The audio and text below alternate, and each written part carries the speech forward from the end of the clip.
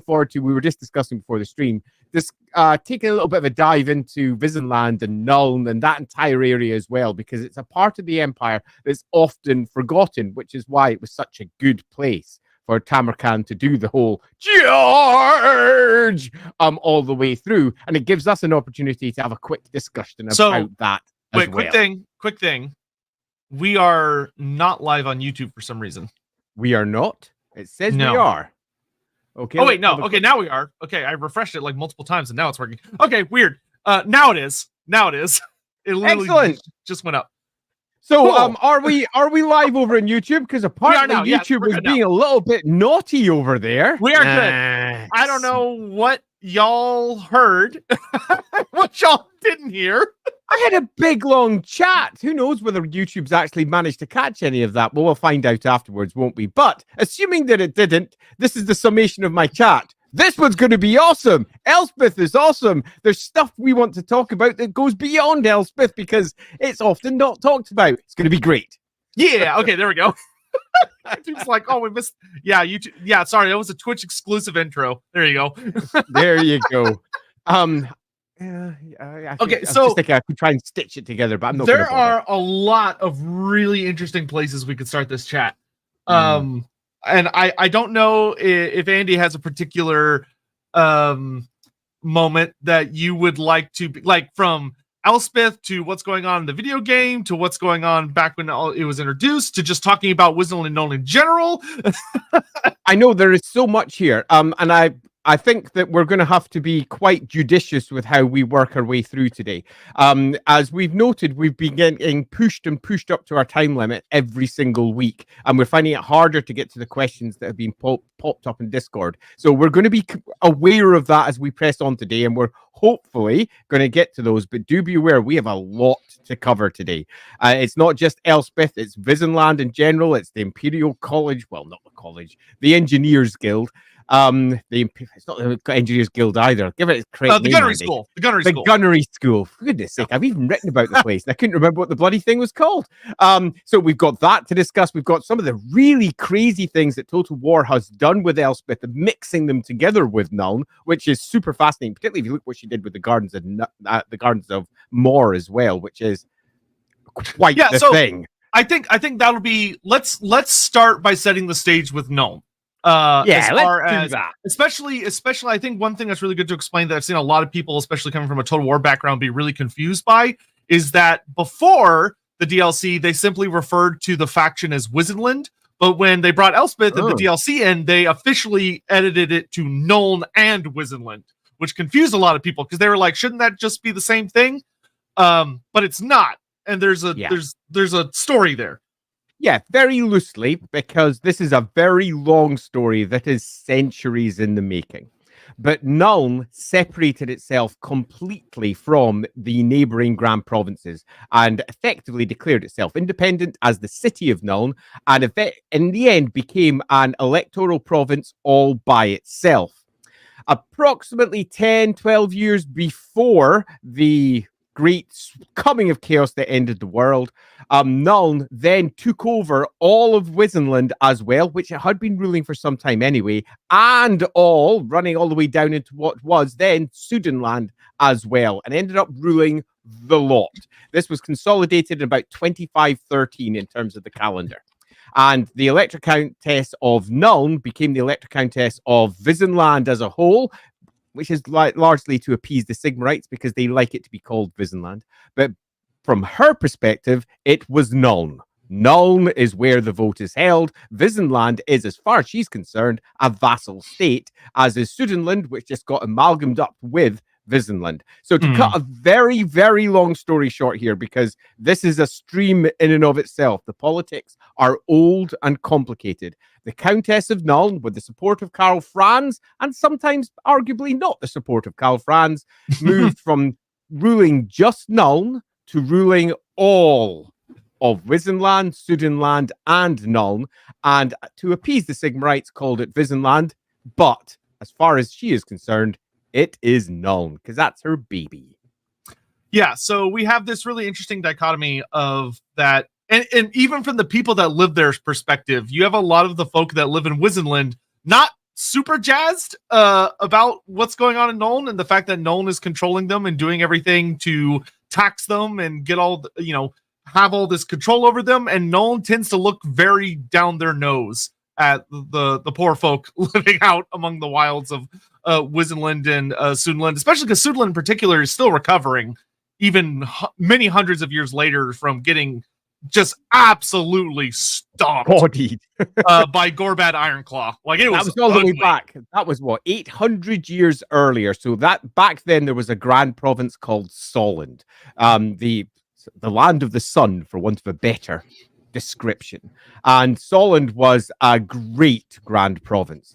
And good old Gorbad came along, kicked it in, wiped it out so badly that this took the good old Runefang, wiped it off the map, so leaving only Wizenland, and the entire area is so weak that Nuln was in a position where it could effectively declare independence. This was not, obviously, a good time.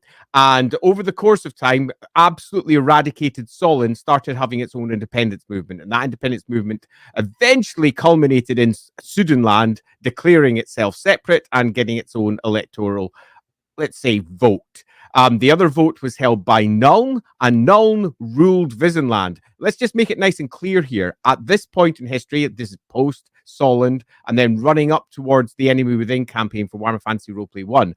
Wizenland is not a grand province. It is just a little province, like Sylvania, or like, let's see, there's a whole bunch of smaller provinces across the empire, like the Upper Teufel in Reichland, or the Vorbergland in Reichland. These are all smaller provinces within the grander provinces, and Wizenland was not a grand province. It was a smaller one ruled by someone else, and it wasn't until around about just 10 years before the end of the world that Wizenland returned to its original glory, so to speak, as a full elector position. But nevertheless, they were still ruled from Nuln. Wizenland has its own capital called Wissenberg. Wissenberg has got its own council of nobles that effectively rules Wissenberg, but the council pretty much doesn't meet because the countess has not so much disbanded it. She just like, nope, you don't get to have a say. I decide what happens, and I'm going to decide this. I'm off for a party. At least that's how they view it. Now, the reality of it is perhaps a little more complicated, but bluntly, the nobles have almost no control over their lands on the bigger picture, so they're just down to almost feudal level politics there, with the countess ruling the overall state. I'm sure they take that with good grace. Absolutely. They take it with marvelous grace, and there's a great deal of dissatisfaction down in Wizenland because they view themselves as being slighted. But you've got to realize that Wizenland now incorporates, and we come up to Tamarkin's, after Tamarkin's time, it incorporates all of Sudenland, all of Old Solent as well. So it's not just Wizenland.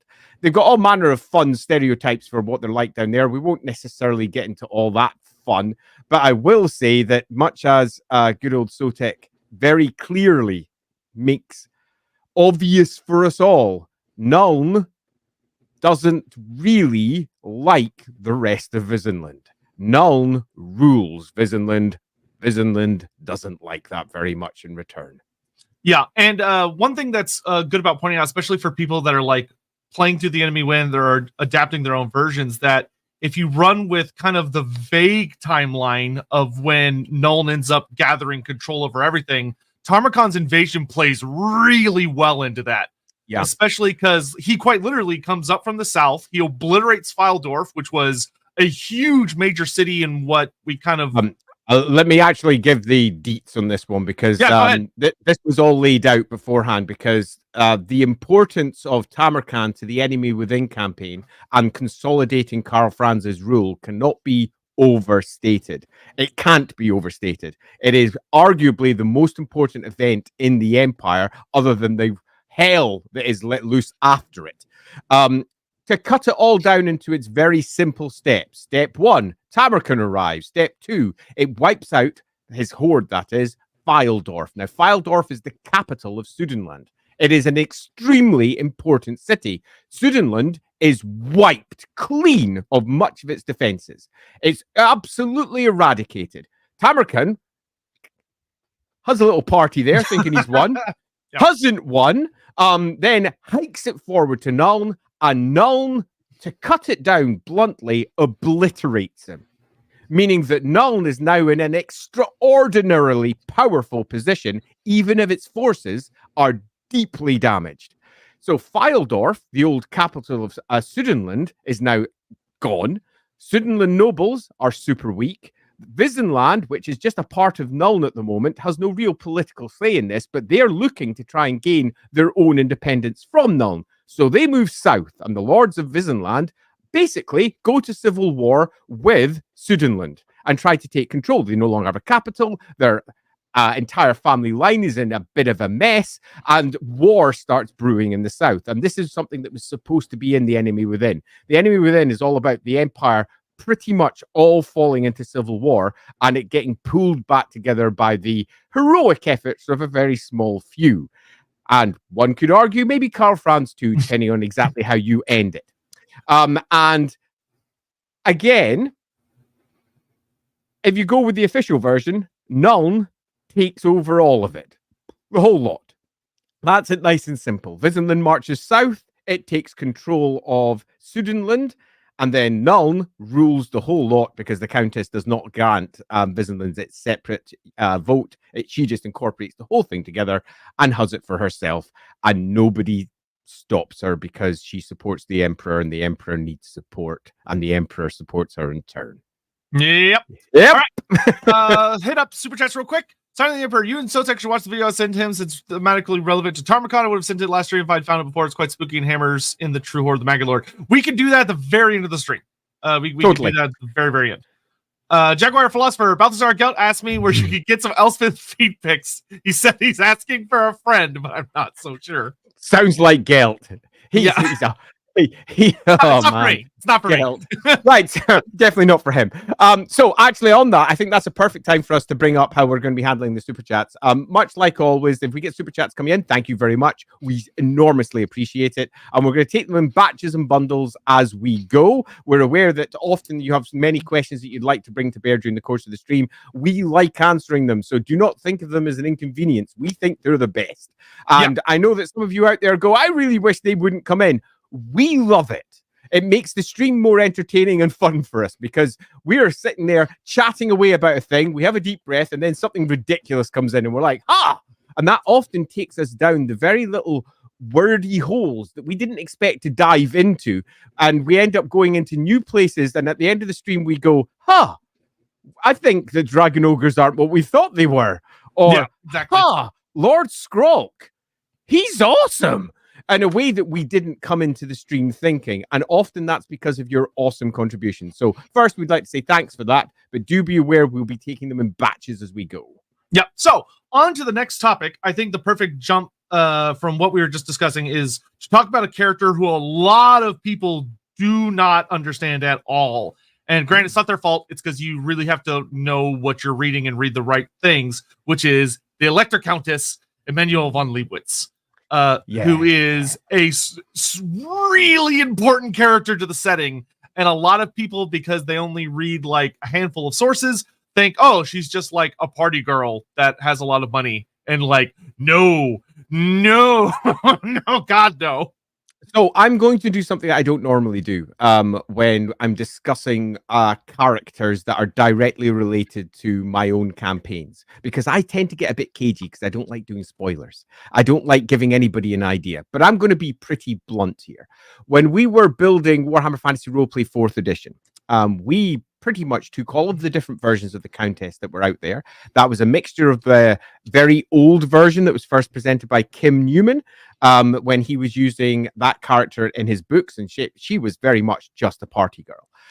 The original version, which came from Warhammer Fantasy Roleplay 1, mixing that up with how White Dwarf had respun her and reused her in a variety of different ways, showing martial capability and not so much direct hand, but awareness and understanding of how to actually wage war and an understanding of how to use the people around her. And as you slowly but surely saw her develop through all the different sources, you realized that the Countess was bluntly, here's where I'm going to go blunt, probably the best statesman in the Empire.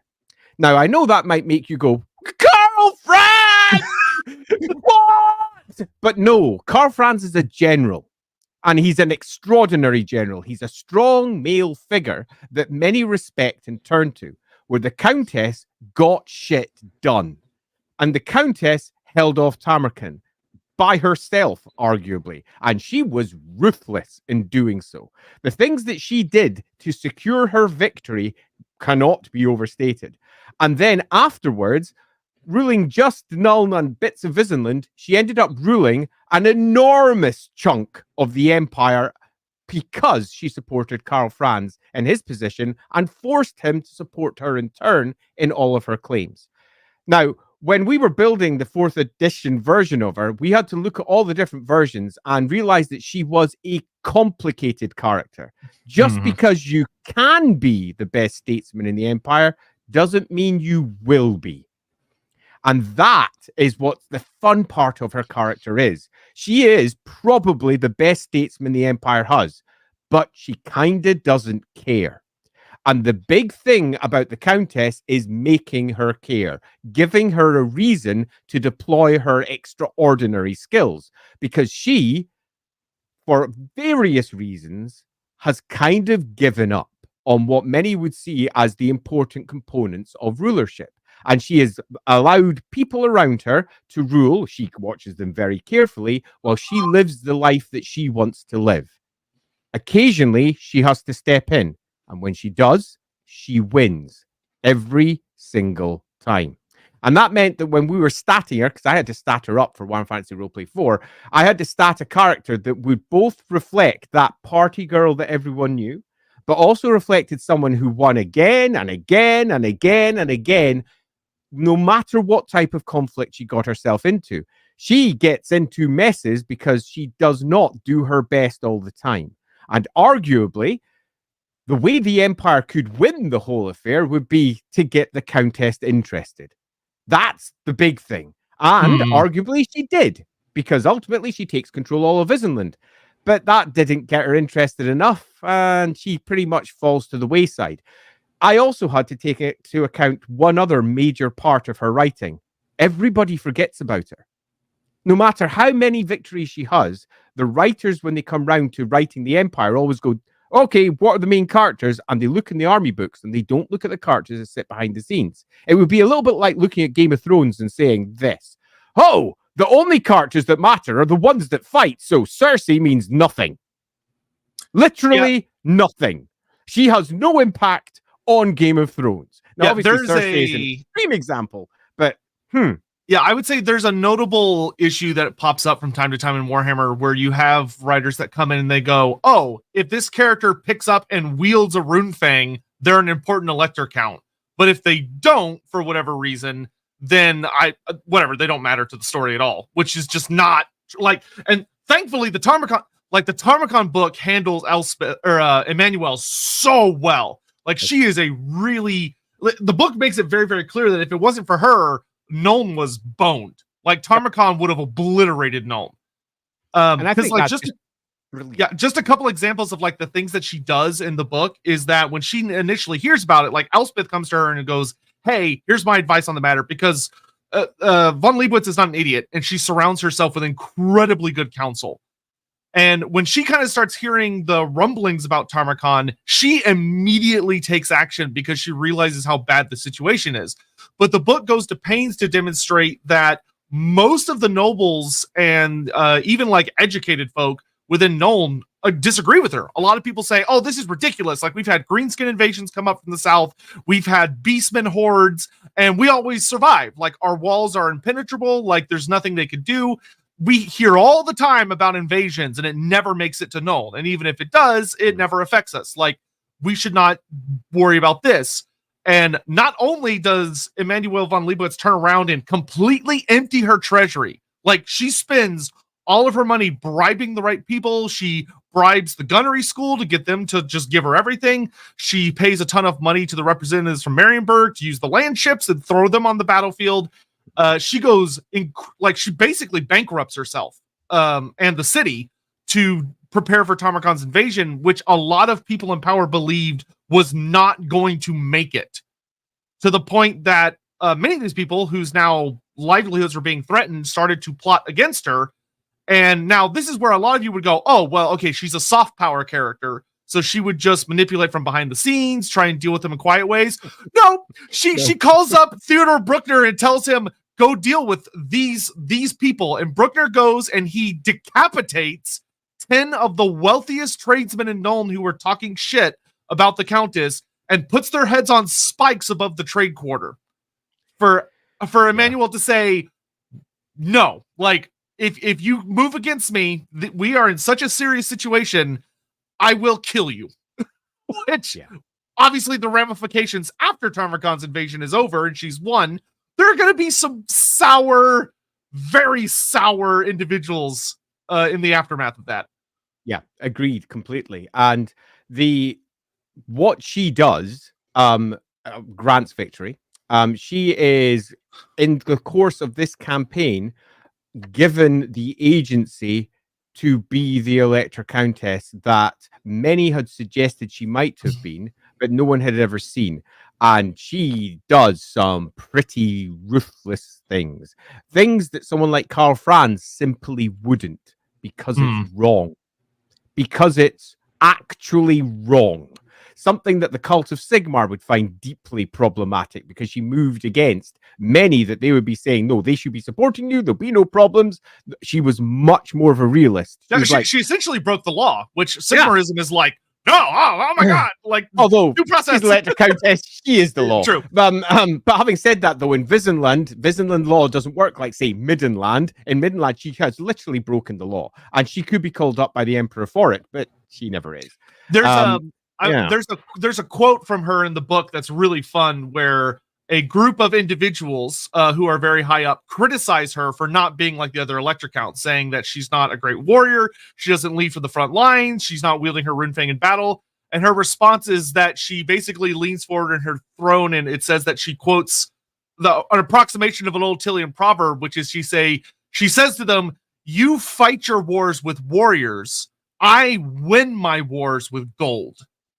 Because warriors, let's be blunt. Oh yeah. Because it's like she can afford people. She knows how to move the people of the Empire to do what they need to do, to manipulate the people that need to be manipulated, to pay off the people that need to be paid. But I don't think that we should run away from the fact that she kind of doesn't most of the time. Yeah. Because it's not the life that she wants. What she wants is the life that she can easily take. She gathers these great people about her so that she doesn't need to do it. I think it's also fair to mark out that when you actually look at many of the things that's done, she's not necessarily the most intelligent of all of the characters that we know, but that's one of her advantages, because she doesn't get stymied by self-doubt. She doesn't get stymied by fear about making decisions. She just does what has to be done when it needs to be done. She's almost at the perfect level there. I'd also like to bring out one comment just from Farseer Aradrel there, because I think this is actually something that's almost there but not quite. Cersei is impactful for being the worst politician ever and trying to rule.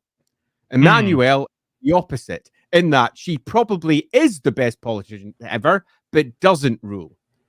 And that is the great tragedy of her character. That is the great issue that is both hard written into her character, because so many people, when they looked at her, didn't realize what she was, so they made her do nothing. So that has to be justified if you're looking at trying to understand who she is. Why didn't she do anything? And then you look at all the things that she did do, and she is bluntly extraordinary. And that dichotomy needs to be brought up. They're both flawed characters, but in very different ways. And it's the flaws that make her interesting. She's not this superhero that flies around all over the place, killing everything, being the best at literally everything she does, like she was some sort of pulpy hero escaping from the 1960s. She's very much not that. She is a tragically flawed individual who, if she could be brought to bear, would almost certainly be a significantly better leader than anyone else that the Empire has to offer. Karl Franz is often an idiot. He charges when he shouldn't charge. He leads from the front. He could get himself killed. He just doesn't do the wisest things. He's not a wise man. He makes foolish choices, where she is exceedingly wise but chooses not to be. It's a fun place to be. There's kind of a vibe throughout the story, especially when you're playing the enemy within, that like if there was a way though granted, the likelihood of it coming with everyone still being alive seems virtually impossible. But if there had been a way where things had been different and it had been more like a motivated Emmanuel as Empress with Karl Franz as the greatest general of the Elector Counts, the Empire would be a better place. The Empire may not have fallen. It's certainly an argument you can make. I'll also say, though, we're clearly not diving into the character necessarily in depth here because she's not the prime focus. I've got a very short stream. It's only about an hour about Emmanuel, but I did as a quick Q&A once because somebody was asking about her. If you want to get some more in-depth bits, there's one sitting around in my back catalogue somewhere over in LAWhammer. Worth having a quick check out. It's a super short one, super easy to have a look at. Yep. So going from there, I think let's get caught up on super chats real quick, and then let's do the super chats. And we're already about half an hour in. Yep. Phil, Elspeth mentions how her machines keep up with the Dawi Czar. Is the Witch King working on a form of demon smithing? Sigmar returned Patriarch Guild to deliver us. We will. Oh, is the witch? I don't know why. It's the witch, yeah. Is the witch working on demon smithing? We will get into that in just a moment because we are so getting into that because it's a really interesting thing to discuss. It's also worth noting that they do cover this inside the Tamarkan book. They make it quite clear that the Dawi Czar, their weapons are designed largely for siege warfare, and their weapons are slow, really, really slow. They're horrible when they go, filled with demonic energies, nasty magics, and the very worst that the Chaos Dwarves can throw at them, but they're slow, where the gunneries of Nuln is, they're fast, they're skilled, and they pride themselves at being the best in the Empire, which, if you go by the propaganda of the Empire, means that they're also the best gunners in the old world. And if you go by the propaganda of the old world, it means they're the best gunners in the world. The dwarves are going to have issues with this. Cathaeans are going to have issues with this. Lots of people are going to have issues with it, but it doesn't change the fact that we are dealing with elite, top tier gunners here. And then, we've got extra witchy goodness to add very soon. Yeah, and we'll talk about what makes Empire engineering something truly special here in just a moment. Bioflip, Libel, Gelt only has eyes for Skrull. I don't know. Okay, that's an interesting fanfic. Well, Skrull doesn't have eyes for anyone else, so hey. No, he tore his out. That way he could never give them to another. Imwig, 1 a.m. here in Australia and can't sleep. Just wanted to say thanks for the hour of entertainment. As Andy, you guys rock. Also, is there an Australia equivalent in Warhammer? Not a great one. So we had a big discussion about this, just to give you a bit of an answer, and the answer is no. Not really. But the answer is they could do if they wish to do so, because all their maps have got uncharted territory in them anyway. But the reason it came up for us is because my assistant producer, when I was the producer on Warhammer Fantasy Roleplay, was Australian. B Sherry, and B's just the best. And we would discuss at length about the various crazy nonsense that would have been made by Games Workshop if they had done a British version of Australia rather than having people from Australia doing it. It was a fun topic of conversation that popped up more than once. I'm kind of upset that they don't have some version or analog at least, but at the same point, they can add it whenever they wish. And the Warhammer world is at the moment creaking under the strain of needing extra detail to other places first. Yeah, I will say that when you look at the Warhammer world map, the furthest southeast set of islands are the Lost Isles of Elithis, which there's very, very little on. So, like, if you wanted to, you could make them kind of Australian, though they almost seem more like to represent more of an Indonesian setup. But there is the lost continent of Lumbria, which is out there somewhere. Lumbria! So if you want to make Lumbria Australian, it's just really hard to find. You could totally do that very easily. Yeah, you totally could. Because Lumbria is like the funniest thing of that. Nobody knows what the hell it is other than, like, the only thing I could ever think of is somebody was like, oh, there's a continent there and it's actually Lustria, but they don't know that, so they call it Lumbria instead.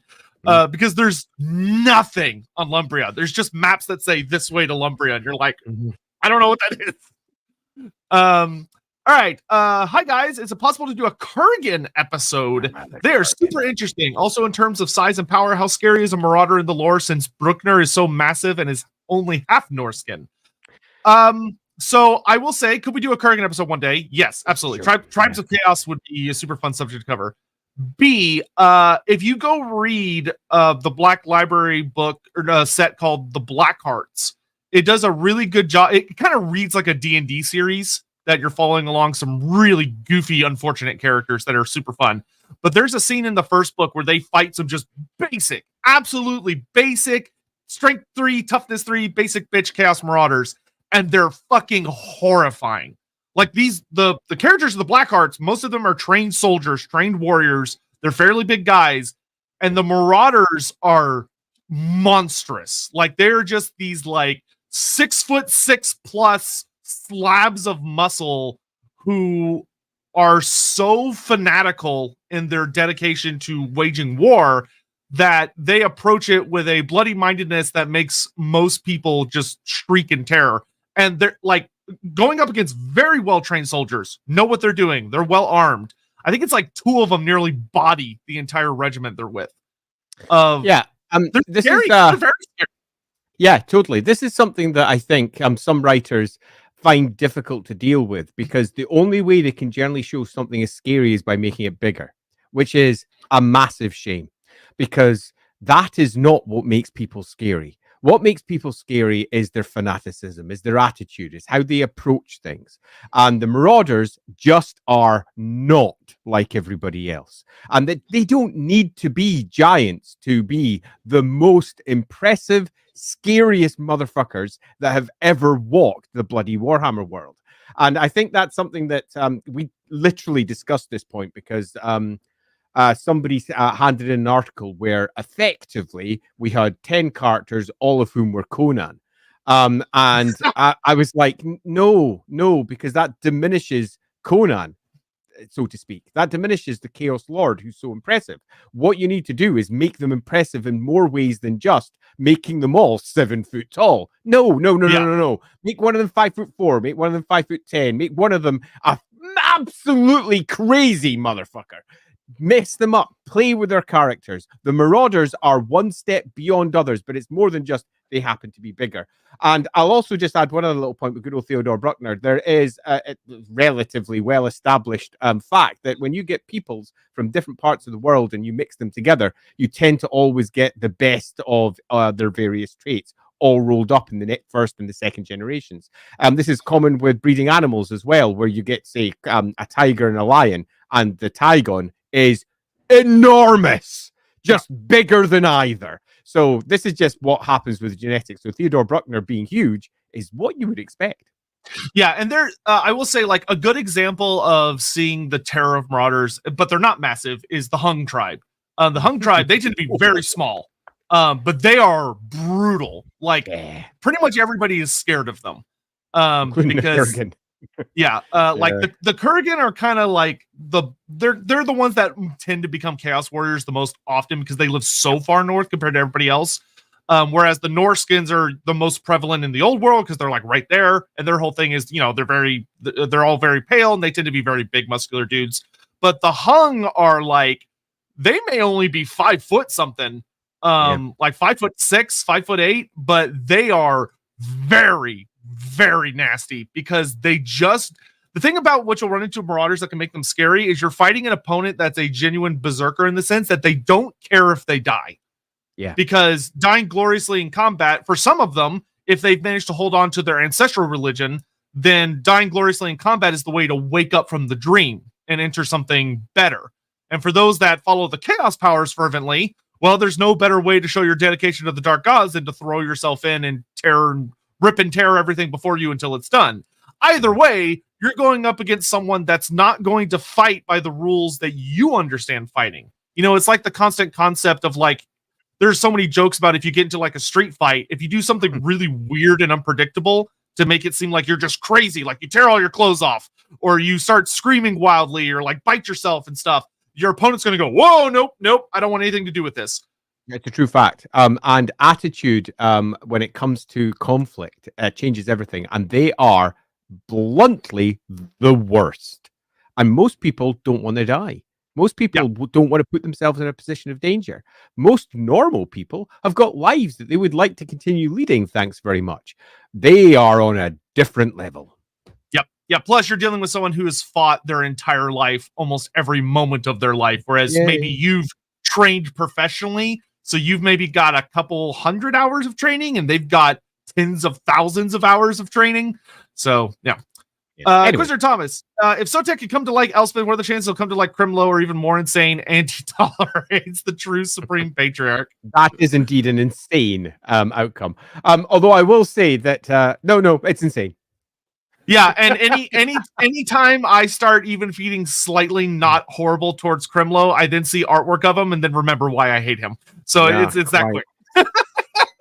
Patrick Mulligan, is Andy a Nurgle cultist and Lindsay a Slanesh cultist? Does your marriage represent a combined cult? Do we see such duo god or trio god cults? I like how he slipped an actual lore question in there at the end. I love that question. Given how well I get, it does really feel like I may be part of a Nurgle cult sometimes.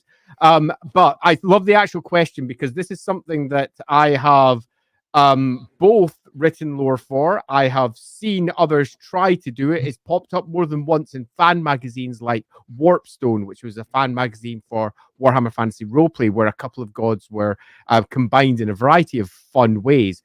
But you tend to find that the Warhammer world isn't like the real world. This is a common thing in the real world. It happens a lot.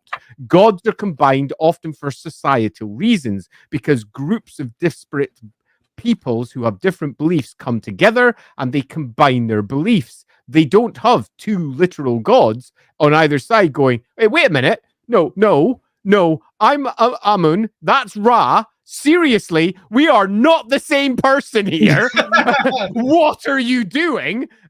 I'm Ulrich. That's Sigmar. They are not the same deities. So the reason that it doesn't really happen in Warhammer, and whenever it does, it tends to be an entirely human creation, is because the gods themselves exist in some fashion. Depending on which version of the lore you go with, depends on exactly how much they exist, but they definitely exist, meaning that cults of this ilk are really uncommon.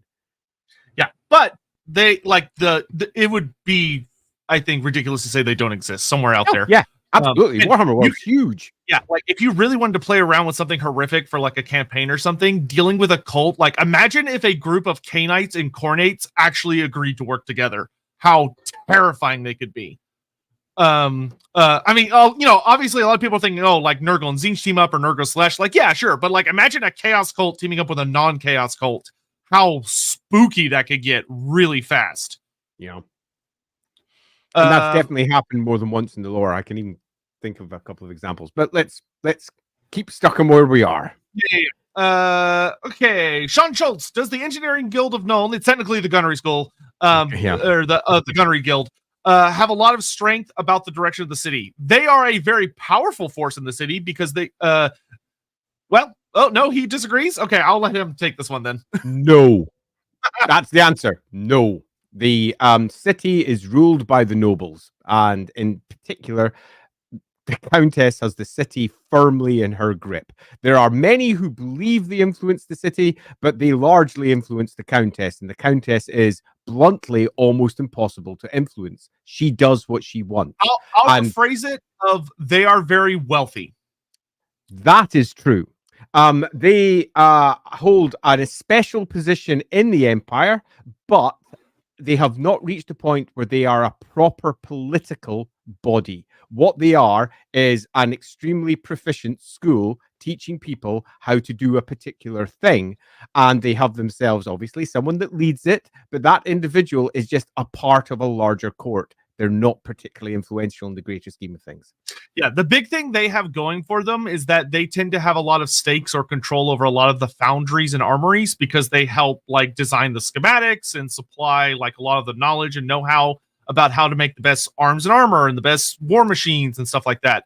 So that can lead to when there's time, like for the Tarmacon incident, it notes that Emmanuel did bribe them considerably, but they were much easier to handle than everyone else because they don't really care. Like, and it's, I think it's also worth noting that they're not one homogenous body. This is not just, it's a school. And everyone that comes out of the school goes and does their own thing. They're no longer part of the school anymore. They're parts of the guilds, but they're their own trading families, their own forging families. There are many super important families in Nuln that produce weapons, and every single Black Powder week as it comes round, pull out all their cannons and get them to fire, hopefully in time, which is super fun. But bluntly, it's not one thing. It's a multi-headed hydra of multiple families, multiple groups, which means that they don't have really a centralized power. And the one that leads the school is arguably one of the weakest parts. Yeah, because the true strength comes with the forges. Yeah, if you've ever sat in or like read any politics about how universities and stuff work, you know that A, as far as like the city they're in is concerned, they're not good, strong political entities. But B, once you get into them, the politics are insane at places like that. In between fact, I think professors, benefactors, and all these other forces. Let's just take the UK as its classic example with its Eton and its Oxbridge universities. Cambridge University and Oxford University have no real sway, but they rule the country because all the people who have graduated from there generally become PM, and they think very favorably towards their once very important schools that taught them to be the way that they are. So they ensure that those schools and everything that they are enshrined, but the school has no power at all. Literally none. But it does shape the future minds of the country. But that is not known because the nobles are in control, not the gunnery schools. Yep. Hammond, where/what people do you think inspired Nuln and Wizenland? Oh, so like, what do you think inspired the creation of it? This is a complicated one because it's, I mean, if you actually take a look at how Wizenland, for example, is described, they're often described as relatively tall and blonde, and the further south you go, the more emotionless their tones become, until eventually they become almost monotone in how they express themselves as you move down into the south. And you find that all they are, and all the writers have generally done with them, is said, oh, wait a minute, the Countess is blonde. Right, so let's make our people blonde. Same thing happened with Averland. Oh, the Elector Count's totally mad and wears crazy clothes. Everyone in Averland wears crazy clothes. They've got a god of crazy clothes. And the Wizenland was never given that much character. Now, Sigmar's Heirs, a book for Warhammer Fantasy Roleplay 2nd edition, added some. There's a little bit added in Archives 1, I'm going to guess, because that's what I commissioned it for. I'm pretty sure. I believe that's correct. Yeah. Yeah, I'm pretty sure it's that one. And again, there's not a great deal there. I'm going to argue that there's not there. Nuln has never been inspired by anything more than the big gun army. They're not really inspired by any great city anywhere. It's been repurposed and redesigned according to the needs of individual writers. Some writers have used Nuln and completely forgotten about the gunnery school, completely forgotten about everything other than the Countess. The Countess appears to be the only unifying thing that all writers seem to remember, and they generally either portray her as a complete wanton who's only interested in being a party girl, or a complete wanton who's only interested in being a party girl, and then occasionally, every once in a while, they go, wait a minute, how the hell has she managed to hold on to power? We better write her a bit better. So I'm going to argue, contrary to my normal position, I'm going to argue that they're not really based on anything. They are Wizenlanders and Nulners, and they have built up their own background over the course of the last 20, 30 years. CB4N, what's Elspeth's relationship with the city coroner of Nuln, the esteemed Professor Crimlow the Slan? I know they're friends, but best friends? They're actually secret lovers. It's oh no! You're making me hate Crimlow now. It's like they say, the things he can do with that tongue is just wild.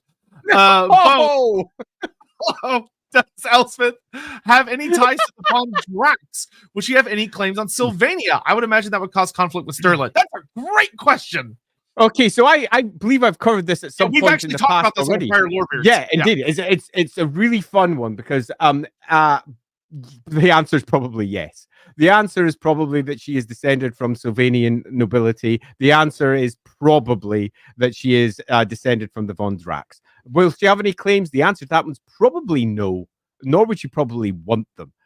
But if it was politically expedient, there would certainly be some who try to push it. But you've got to remember the important part. She's a magister. She has zero claims to anything. Magisters cannot rule. They cannot take a title. They in no way can become Duke, Elector Count, anything else. That is considered to be so deeply against the law, it's silly. Obviously, come the end times, who knows what happens in the end times. But in terms of the Empire and where it stands, it's a huge no-no and written directly into the Articles of Magic that control the colleges of magic. And they are very clearly not allowed to inherit. The Cult of Sigmar made sure that was the case. And besides, she's also an amethyst witch, which means it's extremely unlikely she'll have any kids as well. Yep, and we'll talk a fair bit about her here in just a minute after we get through this round of super chats that she would not want to as well. The things that she cares for would not jive well with rulership. Faye, thank you so much for the super chat. Appreciate it. Thank you. Phil, Elspeth, okay, we're gonna do that one. Thank you very much. Singe Master, what's up with Emmanuel's siblings? So this is a super complicated question because pretty much every writer that passed by the von Leibowitz family said, "Oh, I'll add someone." And this runs right back to the very first time that she pops up in the novels where she's given, I'm not going to put any spoilers out here. I'm just going to say she's given a sibling, and that sibling matter is resolved through the course of those books. But other writers later did the same. Others added extra cousins, other added uncles. Whole family trees were sort of built and then forgotten by the next writer, meaning that it's a bit of a mess is the actual answer here. And if you're running a game yourself, I would basically make it up according to your favorite bits rather than necessarily trying to make sense of it all, because it's one of the broken families of the Empire in that there are too many writers who have done too many contradictory things to make it easy to fix in a way that allows all of the timelines to marry together. Yep. If you do play the Rough Days, Hard Nights campaign from Warhammer Fantasy Roleplay 4th Edition, though, you do get to interact with her niece, who's actually a really fun character. Yes, you do. That was super fun to add. Yep. CB4N, is Leos still canon? Leos Leibowitz. So Leos is canon, in as much as he is a character that's brought up in a Black Library novel, and Black Library novels are, for people who are writing Warhammer, considered to be useful sources of information, but not something you have to agree with. And indeed, often we're told, ignore that book, ignore that book, ignore that book, because those books just went in some crazy places. We'd rather not have any of that be referenced at all. Take these ones, they're awesome. And Leos is from a book that is very, very well regarded. So that being the case, Leos is often behind the scenes of many a writer's concepts of how they imagine the Countess, but there is a major issue, and that's that to tackle the character, you have to spoil the book that the character's in. Thus, it never gets mentioned anywhere. Yep, well, there you go. Unbound Lore, how are Norskins even a threat when the Empire has such engineering masterpieces? Numbers. Yeah, there's a lot of them. There's a whole bunch. If you ever look at any of the lore for Nuln, you realize that they don't actually make that many guns. They make a fair number, but the Empire goes to war, and many of those guns stay in Nuln. Many of them are bought by the state armies, and like one state army might have 3 Nuln guns, another one might have 1 Nuln gun. There are other places in the Empire that also forge, like Schmiedorf, for example, in the south of Middenland. That's relatively famous. Altdorf has all manner of forges that also produces its weaponry. But bluntly, there's not that much, and if you've ever played the game, it's also kind of unreliable.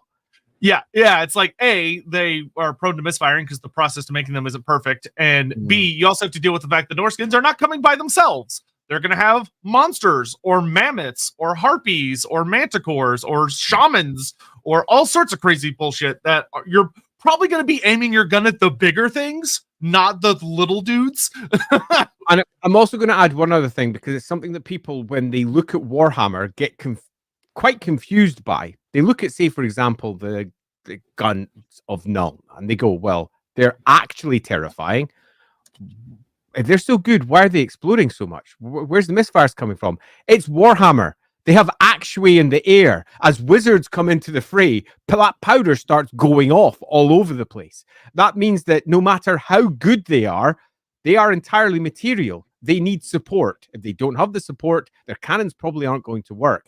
The Warhammer world is not the real world, and this is what most people get wrong when they imagine it all happening in place, because they think, well, if this is the real world, this has happened. That was your first mistake. It isn't. It just isn't. There's magic everywhere. Yeah. Even if there's not a wizard on the battlefield, magic is still having a subtle effect on things going on. Absolutely is. Muffin Baskets. Hello, handsome nerds. Would you say during Tarmocon's invasion, Nuln is approaching its pre-industrial age or is beginning to start its industrial age? Yeah, it's in the industrial age. It's the only part of the empire that arguably is moving past that cusp. The entire south of the city is given over to factories, effectively. Huge forges owned by a variety of very big families.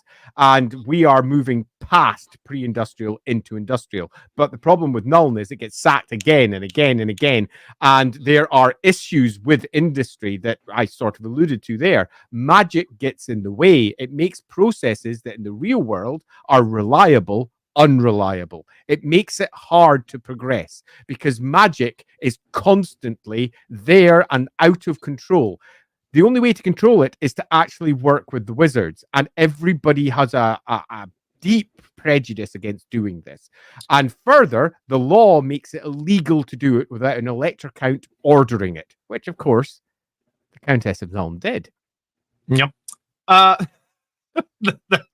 profile picture. Look at Pantene Jesus. Hey, Pantene Jesus. We appreciate the support, Jesus. Missed the last few streams, but here finally. What are Carmine Dragons? Elspeth is the only one I know of, and it's not named. So, Carmine Dragons were introduced with the Tarmacon book, and then they got reinforced in the Monstrous Arcanum. To put it very, very simply, Carmine Dragons are... So, the Storm of Magic book introduced a really cool concept that basically said that sometimes dragons will either be born in or build layers in areas that have high concentrations of one wind of magic. And that over the course of time, this will start to affect the dragon, and whether it's hatching or just sleeping for a long period of time, and the dragon will eventually come to reflect the wind of magic that it's spending all that time around. And granted, this is supported by older lore like the Athel-Loren forest dragons, which are dragons that lived in Athel-Loren for so long that the forest kind of changed them, and they become much more, they become kind of part of it in a sense. And the Carmine Dragons, the book very bluntly says, are dragons that were born in areas that become heavily saturated with Shaiish, or the Wind of Death. So they are the dragon that is very heavily associated and affiliated with the Wind of Death. Now, because of the way Amethyst magic works, when these dragons hatch, they're kind of terrifying. The Death Dragons are notably scarier than most of their kin of the other winds. The Wind of Death. Yeah, because the big thing about them is that A, they're very smart, and they tend to have a bit of an obsession with things that can cause a lot of death. And they like to make their lairs places that are rather unpleasant, like ancient battlefield boneyards or fallen ruins, another place. So they are particularly nasty. And because they're always around when the Death Wind is, a lot of people in the world associate them as like specters of death, because if you see one, that means quite literally death is on the wind. And for whatever reason, the writers of the rules for the book made them especially notorious, because when they were sitting around trying to figure out how their breath attack would work, instead of saying, oh, let's just make it like a breath attack that ignores armor, somebody went, what if they shot purple sun laser beams? Yeah! And that immediately shunted them into infamy, because their breath attack became one of the most terrifying fucking things in the universe. Purple suns, bloody hell. So to cut that long story short, they're the dragons of the Purple Wind. Yeah, and Elspeth is the only person that we've ever heard of who's ridden one. Though the book for them does note that it's rare they have riders, but they will allow someone to ride them if they believe it will help them in securing certain forms of dark knowledge, which does open an interesting eyebrow raise of how Elspeth convinced her dragon to join her. Also, just want to go a quick call out to Chris and say thanks very much for confirming Ligers over Tygons. I always get the bloody things mixed up. Tygons, Ligers, bloody hell. All right. Thank you for confirming that, Chris. I'm working on a mod to change the Empire Secessionists from Warhammer 3 into 1848 style revolutionaries. Republican liberals, not the American political party. I'd bet I know Kislev and Bretonia will respond, but how would the dwarfs to revolutionaries? Well, dwarves don't revolt. Yeah, dwarves will look at that and go, no, sir. No, sir. And I'll argue that if anything is going to drive the dwarves back into their mountain holes, it's going to be the bickering of humans. as they turn brother upon brother, sister upon sister, basically kinsley. It's the freaking worst. It is culturally unacceptable. So essentially, Kurgan is Legend of Total War Soldier is Andy. Karen von Nurgle. Andy finally admitted he's Papa Nurgle. I don't think I have any choice. I think Nurgle's cleaned me whether I like it or not. Yeah, unfortunately with Nurgle, that is how it tends to go. How did von Draken meet her dragon? We don't know. Carefully. Yeah. Though we will get into her story in a minute. She'll be the next thing we talk about. There is some little hints scattered about there. There is. Ryan Woodall, just how powerful is von Draken when it comes to the political sphere, and how powerful is she among her magical colleagues, especially compared to Gelt? Right, so this is fascinating. She isn't. Yeah, she's not at all. She isn't in the slightest. Now, how powerful is she? We know, because it's very easy to take a quick check at her stats. Pop where she is physically weak. She is, in terms of her magic, a 4th level magic user. She hasn't got any special powers that take her beyond that. And there are multiple wizards in the Empire that do. She is not the patriarch of her college. And that's not simply because she doesn't want to be. It's because the patriarch of the Amethyst College is freaking astonishingly powerful. So powerful, in fact, that she makes Elspeth look not as powerful as many believe that she is. So that's Viggo Hexenson, who is also from Sylvania. Arguably, she's from Sylvania. Maybe she's not. But regardless, definitely, he used to be a Morian, and he is old. I mean, old. Yeah, the big thing with Elspeth is, I mean, don't get us wrong, she is very strong. Like she's considered one of the strongest death wizards in the Empire. But the thing about her that makes her particularly spooky, which we'll get into in a moment, is that Elspeth has a very keen obsession with magical artifacts, and she collects them like a hoarder. So she has access to some really scary things that elevate her above just her basic casting ability, so to speak. And this is what makes her kind of a notable threat. The big thing, though, is that she's kind of managed to separate herself from the colleges of magic, which makes a lot of people nervous. I'd just like to bring up a comment, just as a small aside, because I call Viggo Hexenson Viggo Mortensen about 30% of the time, because I get the names mixed up every time. So the fact you brought that up literally made me almost guffaw. Yeah, but so there's a whole note. I did it in my own game. There's a whole note in Elspeth's section of the Tarmacon book that many do believe that there is a potential impending duel coming up between Gelt and Elspeth, because a lot of people, granted, it's not from Gelt's perspective, it's people speculating what Gelt thinks about the matter, because Gelt does have people spying on Elspeth constantly because he doesn't like that she's not listening to the college anymore. She's gone off to do her own thing. She doesn't like to talk to the Amethyst College. Something happened between the two of them where she deliberately ignores them, and she's kind of able to get away with it because Emanuel von Leibwitz sponsors her and basically protects her within Nuln. Which means, bluntly, the college doesn't matter.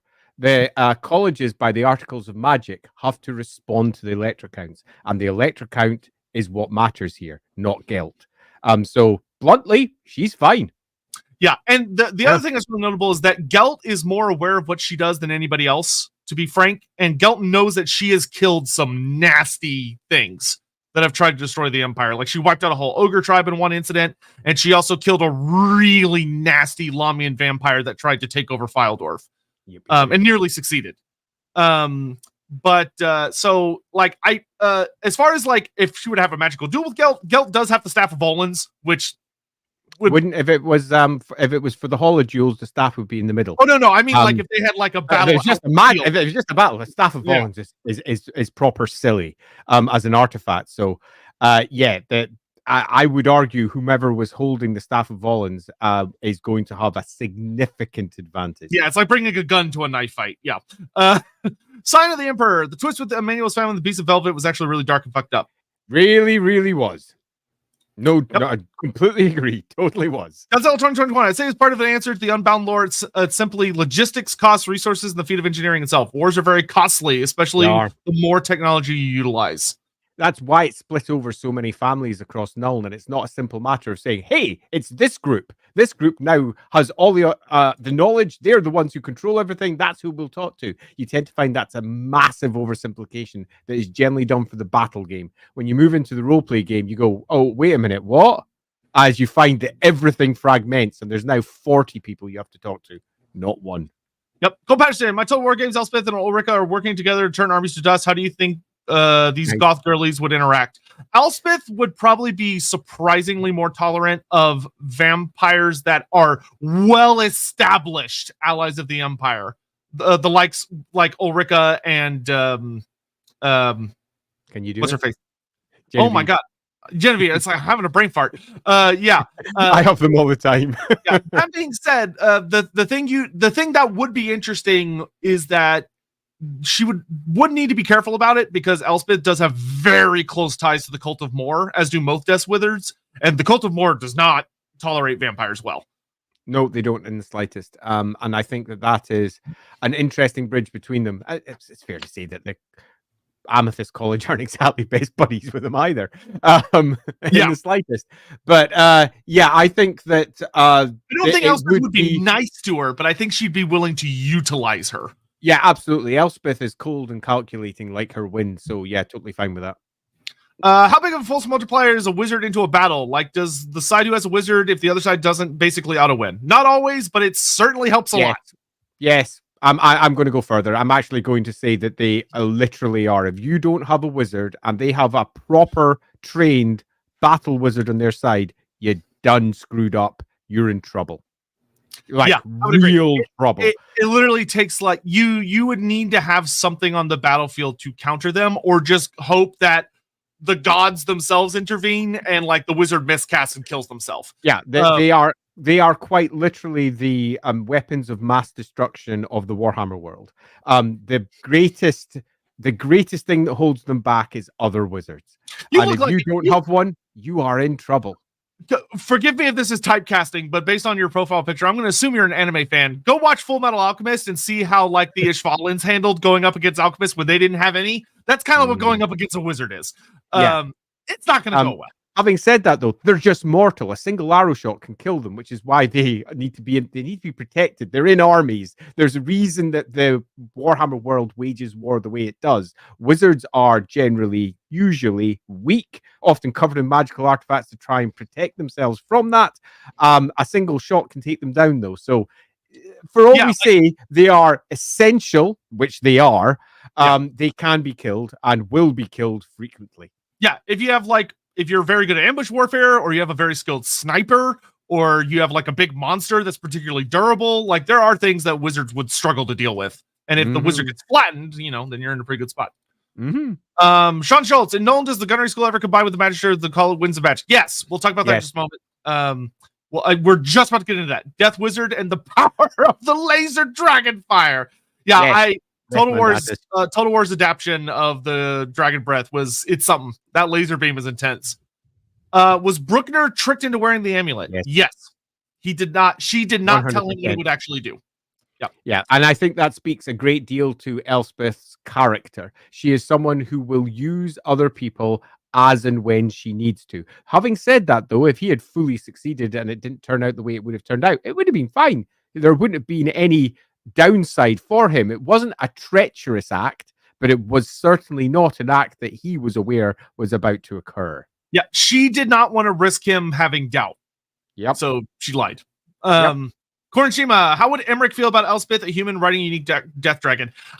I mean, Emmerich, he's an arrogant elf. Like, I think he just would always look down his nose at humans. It doesn't matter the circumstance. Like, a human riding a dragon is just like, I don't know why that dragon's letting a monkey ride it, but all right. Would probably about be his response.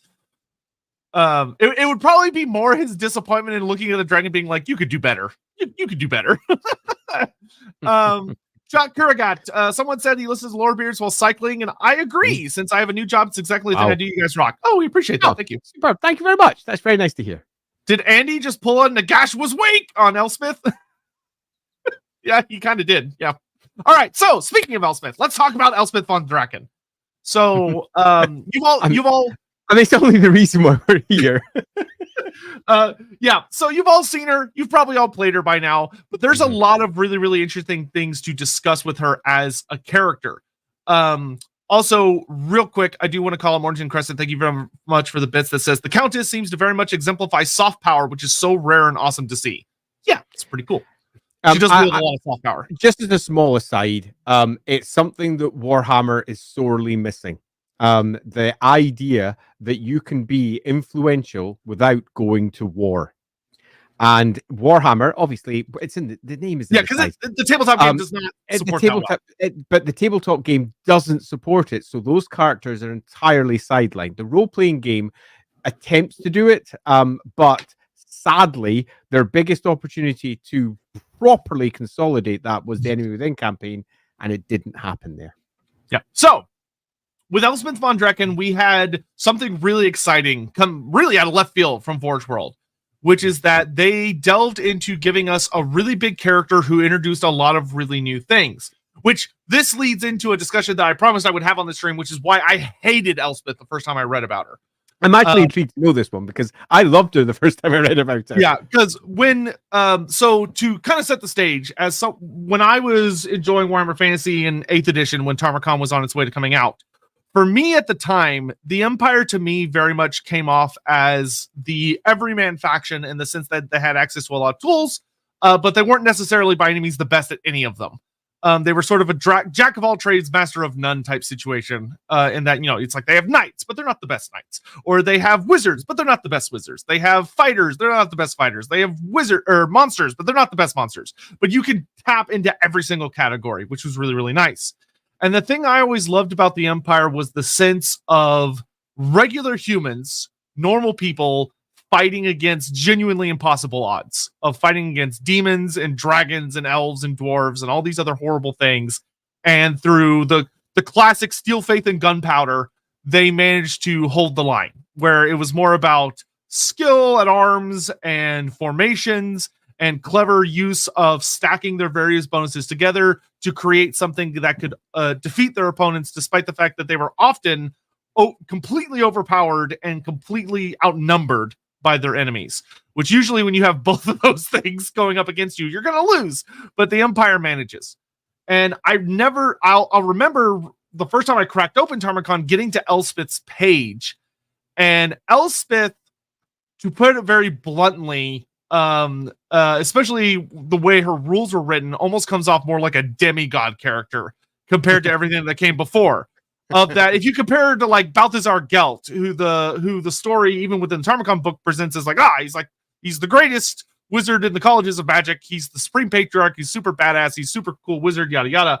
And Elspeth comes out of nowhere, and it's like, oh yeah, here's a really powerful wizard who's pretty much just as good, but she rides on a dragon, which riding dragons was not really a thing for the Empire. Only the Emperor himself could ride a dragon. And virtually nobody ever did that because there wasn't a model for it. So you had to make it yourself. So nobody went through the pains of dealing with it. And, and on top of that, when you read Elspeth's background and her rules and stuff, one of the things about Elspeth is that she's so heavily, what's the word I'm looking for? She's so like drenched in death magic that she's not really human anymore. It basically said, like, the book quite literally says that she's got 1 foot in the land of the living and 1 foot in the land of the dead. She's not undead, but she's not really fully alive necessarily anymore either. She's almost kind of semi-spectral, in this sense that she doesn't really age. She's been around. I think it says she's been around for like 3 generations, as far as everyone knows.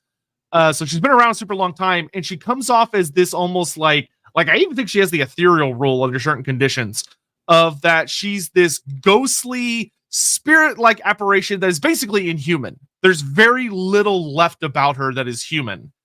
And as the main big character that was representing the Empire, young me looked at that and went, bah, bah, bah, this doesn't represent the Empire. This isn't what I imagine. Like, for me, the Empire is all about humans, like people rising up and fighting. And this is a fucking vampire count character on a non-zombie dragon. Like, it's literally just a vampire count on a lord on a zombie dragon, but made slightly more alive. and even more ridiculous and powerful. And I hated it because I felt that she spat in the face of everything that I wanted the Empire to be. Let's give a counter view. Because I didn't have that reaction. I remember when I first read the book and I was making my way through it. And Elspeth popped up, and I was reading through the story, going, interesting. They've not gone with an established character; they've just created their own. And my first thought is always, I wonder if that's because they don't know about the other characters, or whether they're just making one up because that's easier to do. So then you don't need to worry about little B. contradicting anything. Now that's where my mind always goes as I flick through it. And I was reading it, and I went over to her stats, and I went, nice. Her stats are rubbish. She's terrible. And then I took a quick look through her magic items and I went, oh, nice. Look at her rules. This is the first time they've shown an Imperial Wizard the way they've been described for the last 20 years. When they get old, they are weird, proper weird. Viggo Hexenson, who I mentioned, is, if anything, worse than her. He is older than her, and he is much more... He's possibly died multiple times. In fact, his apprentice definitely has died at least 10 times. And come back again because they are the masters of the wind of death. And it was like, wow, someone's actually dialed this up to, now this is where it might come as a surprise to many of you out there, they've dialed it up to 9. They've finally gone a little bit further and they've matched some stats to what they actually are described as being able to do. This is shocking to me because I'm so used to the Empire being presented as absolute bullshit and shit, yet somehow being the most powerful force in the old world. There was a reason that Teclis didn't want humans to have magic the way they were having it, because it would change them into something else. It's brought up again and again. And we got a character that did it. And they put her on a fucking dragon. And that, for me, was awesome because I've converted 4 different Empire generals and dragons since I was a kid. I did it mostly for 3rd and 4th edition because I could. And that was fun. And we played like 50, 60, 100,000 point battles because we were mental when I was young. And that, to me, just made me smile because finally we got a wizard who was comparable, a top-tier one. This wasn't one of the standard battle wizards. We've got a top-tier wizard who actually represents what a top-tier wizard would do. And both Gelt and Thyras Gorman would probably kill her because of the Staff of Volans. The Staff of Volans giving it effectively total power, or whatever version of the rules you go with. It just belts out spells that are literally ridiculous. And I was quite happy with that. I was like, yeah, that's cool. That's brilliant, in fact. We've got ourselves a top-tier wizard, and she's been specifically written not to be interested in politics, to have removed herself. We can see why she's not central stage. Everything about her makes sense, and it also changes the tone of Nuln in a way I'd never considered before. I kind of love this.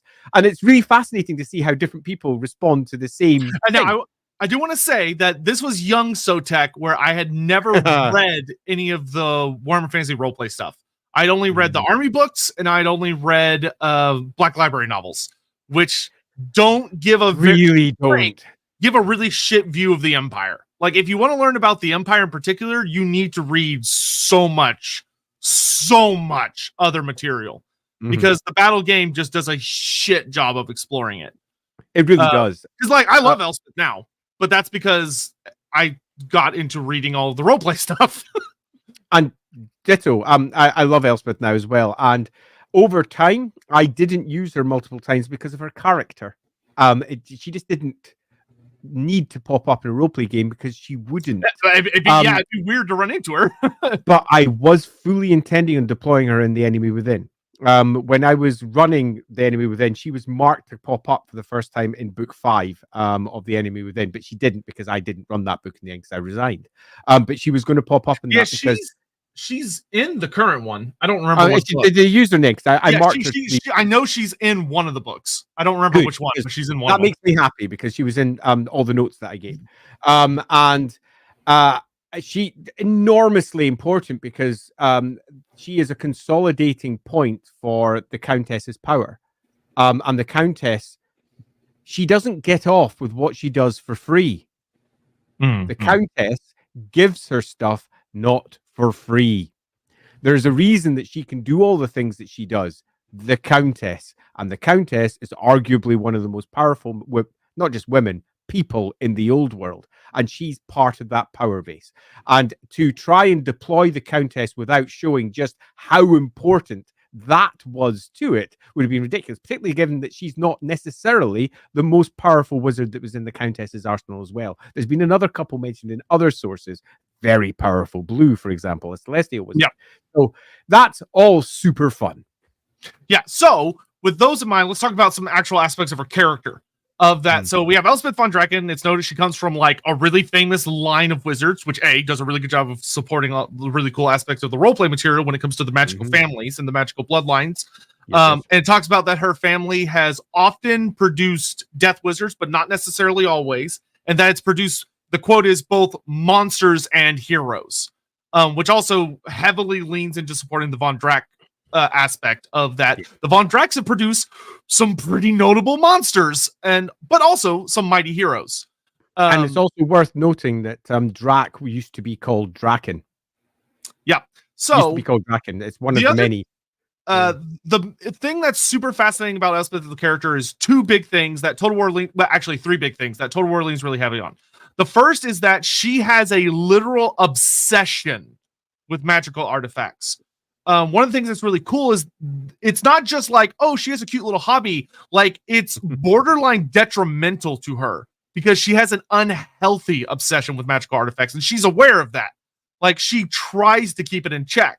And one of the things I actually really like about Total War is that some of the dialogue you can get from her as you're moving around the map is her talking about that she needs to make sure she stays focused and doesn't get distracted looking for new ones, and get diverted from her purpose. Because she has such an addiction to trying to acquire all these little trinkets. And within her tower, she has hundreds of them. Now, two of the most powerful that she has, which are noted on her profile, she has the Pale Scythe, which is really fascinating because it's noted as being something she created, which is this weird, shadowy blade that she carries around that just cuts through basically everything. It's like not going to cause physical damage, but it'll sever your soul and kill you. Yeah. Which is pretty nasty, but also very fitting for a death wizard. If anything, I'd say like hers is probably particularly nice, but probably relatively standard affair for a powerful amethyst wizard. But then she has the hourglass, and the hourglass is fucking fascinating from a lore perspective, because what it says is that the hourglass is said to contain the ashes of a dead god. And Elspeth uses its power to pull off some insane shit. Yep. But the concept that it is a dead god is... that's spicy. I fucking love how spicy that is. Yeah. Especially that it's like... It's such a cool relic, because then you can sit there and go, oh, well, which god could it be? And that opens up a lot of really fun things, especially when you think about like all the pantheons that are believed to be dead. Like a lot of the Nehekaran pantheon are believed to be dead, for instance. And of course, there are like thousands of gods, so it could be any number of them. But the idea of someone capturing the essence of a dying god into a little hourglass and using it as a magical artifact is wild. Yeah. I have theories, but they're very much being kept for my game. I just love it. I think the artifact is one of those little lore drops that you often get sitting inside the little bits of text that attach to magic artifacts and spells sometimes as well, that really do drive home that Warhammer is not what a lot of people believe it is. And I just love it. Lovely. Yep. And then, of course, there was the amulet that she gave to Theodor Bruckner. Of that, an artifact that quite literally senses the life of its bearer, and should that life be ended for a moment, the second they die, it quite literally goes off like an amethyst bomb. I used to use that artifact all the time in my Warhammer armies because it's an established one from 4th edition. Oh, very cool. Well, it's called the Heart of Woe. And it blew up whenever your character died, and I loved that artifact because Warhammer 4th edition and 5th edition was Hero Hammer, and in Hero Hammer basically characters ruled because they were so extraordinarily powerful, and the artifact that blows up was just beautiful because the gigantic hero on Mighty Dragon swoops down, boom, dead. It was always so funny. So yeah, it was a pretty obvious and clear reference to the Heart of Woe. An artifact that had been popping up in Warhammer for ages, and it was nice to see it being referenced again.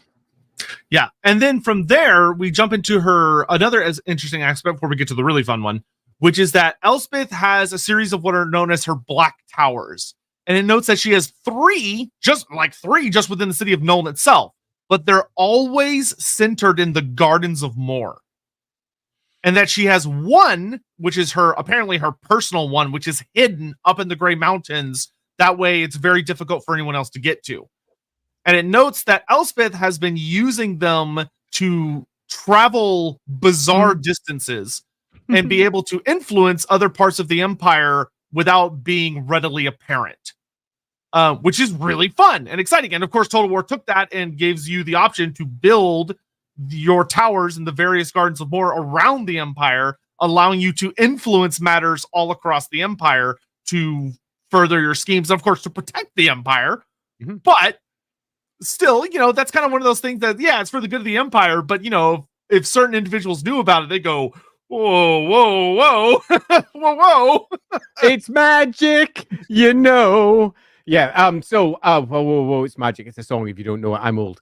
So anyway, I find that whole thing fascinating because they took what was almost a cast-aside line and turned it into an entire mechanic for their game. And it is, I think, a clean example of how those old hoary wizards that are still in the colleges were forgotten by the writers. Because Elspeth is not alone. There's a bunch of them who have survived, old light wizards, old blue wizards. If you play Vermintide, the wizard tower maps are wild when you go to the Grey Wizard towers. Oh, yeah, totally. And they're all forgotten. And that's one of the many reasons why those of us who knew the broader lore heavily, when it eventually came round to the end times, we were all a little bit excited because we were kind of caught up with, well, they're going to do it. I don't like it, but they're going to do it. Let's see what they do. And they forgot everything. And they focused on like 5 characters, 6 characters, a couple of characters per book. And you're just left going, but what about everyone else? Where are they all? Oh, let's just say that they got killed by Grimgor. Yeah, Grimgor, the off-screen murderer. Yeah, totally. Lovely. Yeah, and then the last thing that we get to see with Elspeth, which is the best part, and Total War took and ran with, which we've seen this popping up all over the place. Like there are mentions back in like the 8th edition army book, the 7th edition army book with Balthazar Gelt, that Gelt had become very popular with the engineering college in Altdorf because he was using shaman and metal magic to work on a new strain of black powder and to work on helping with various aspects of the gunnery school in Nuln. And then the Warhammer Fantasy Roleplay 4th edition book came along and said, "Oh yeah, so is the Bright College. The Bright College has been working on Axion infused black powder, which sounds like you should never touch ever because that's something you should never do. It would be so like if you like blink too loud near that, that's going to explode." But and then Elspeth, of course, is mentioned to like in the book. There's a fleeting mention, very fleeting, of Elspeth having any interaction whatsoever with the gunnery school.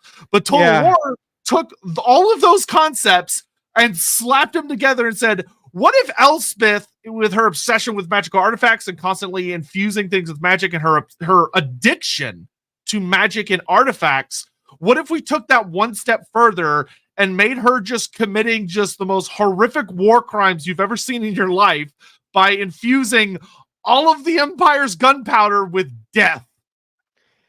Yeah. And it's like, you sit there and look and you go, oh, yeah, that'd be pretty fucking scary. Which just as, if you haven't had the pleasure of playing the campaign, just to make it clear what this woman gets up to, she infuses mortar shells with the spell, essentially like a trigger of the spell Spirit Leech. So it's sucking, these mortar shells explode and are sucking people's souls in around them. Then she experiments with rockets that have been cursed with the fate of Buna. So these shells come down, exploding into a spell that makes people laugh so hard that their sides split open and they rupture and they die. Horrible. I love that spell still exists. It speaks to what amethyst magic used to be in comparison to what it became. And then of course her magnus opus being infusing Hellstorm rocket batteries, which shoot a shitload of rockets, so that each individual rocket unleashes a miniature purple sun when it explodes. Right, which, what? So I'm going to say something deeply unpopular. I kind of hate it. It is. I love it because it's so awesome.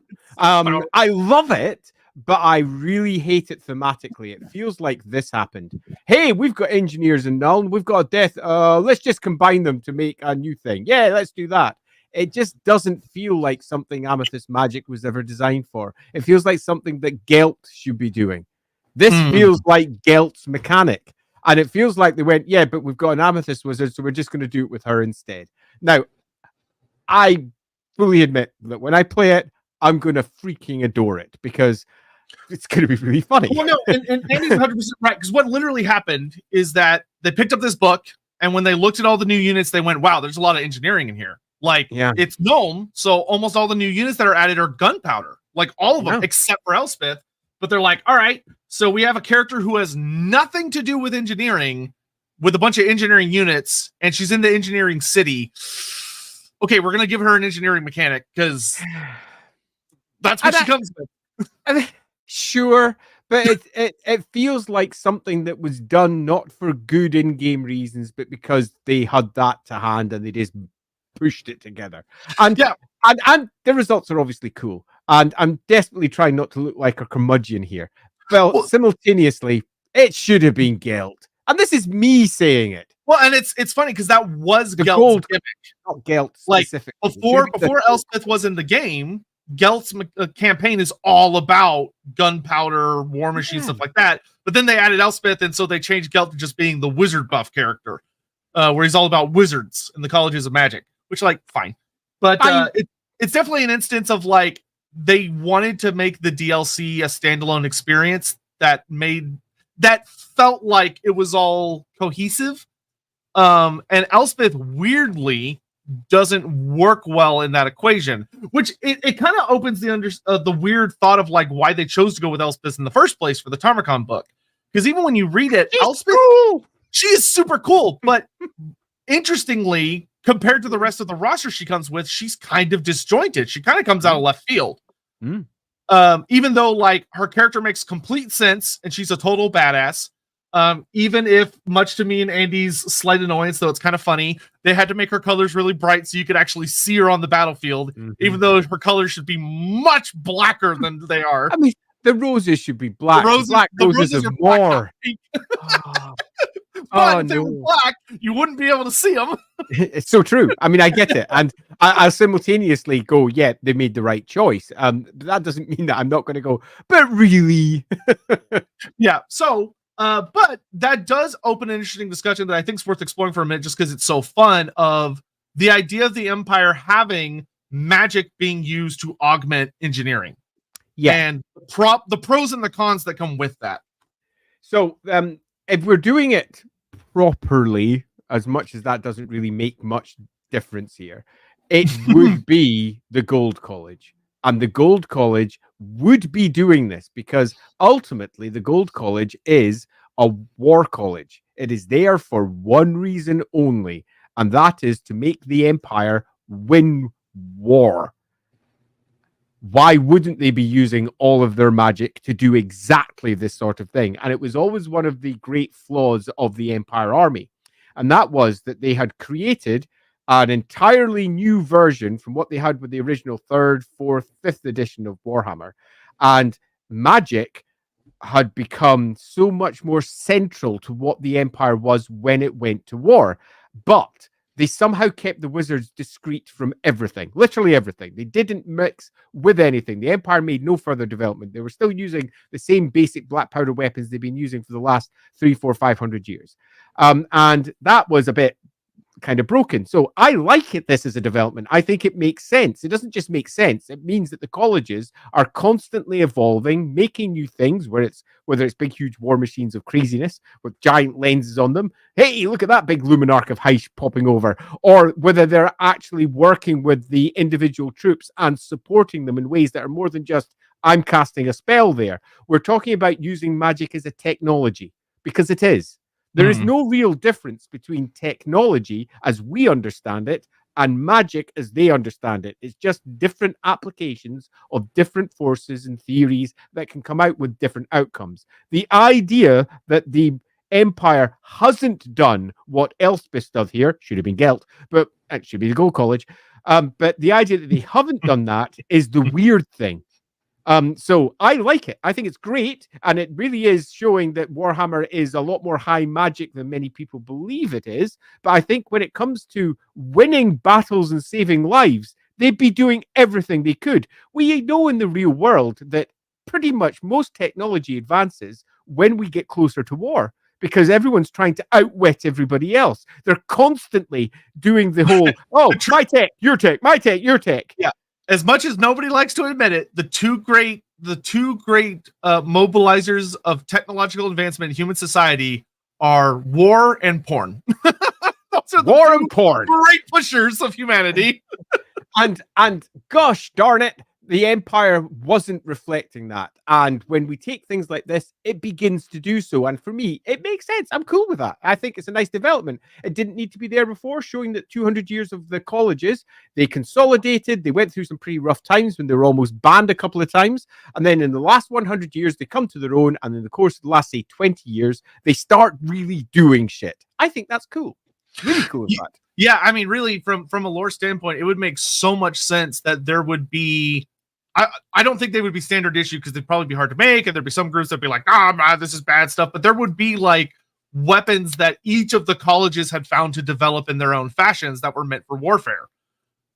Which like the Celestial Hurricanum and the Luminarch of Hish are, like, I think, really good examples of that. But it would have been nice to see something for all the colleges instead of just these little scant things that pop up here and there. So, loosely, I think Elspeth von Draken has been used really well in Total War. I just don't think she should have been the one that they used to do that. Because she's bloody brilliant.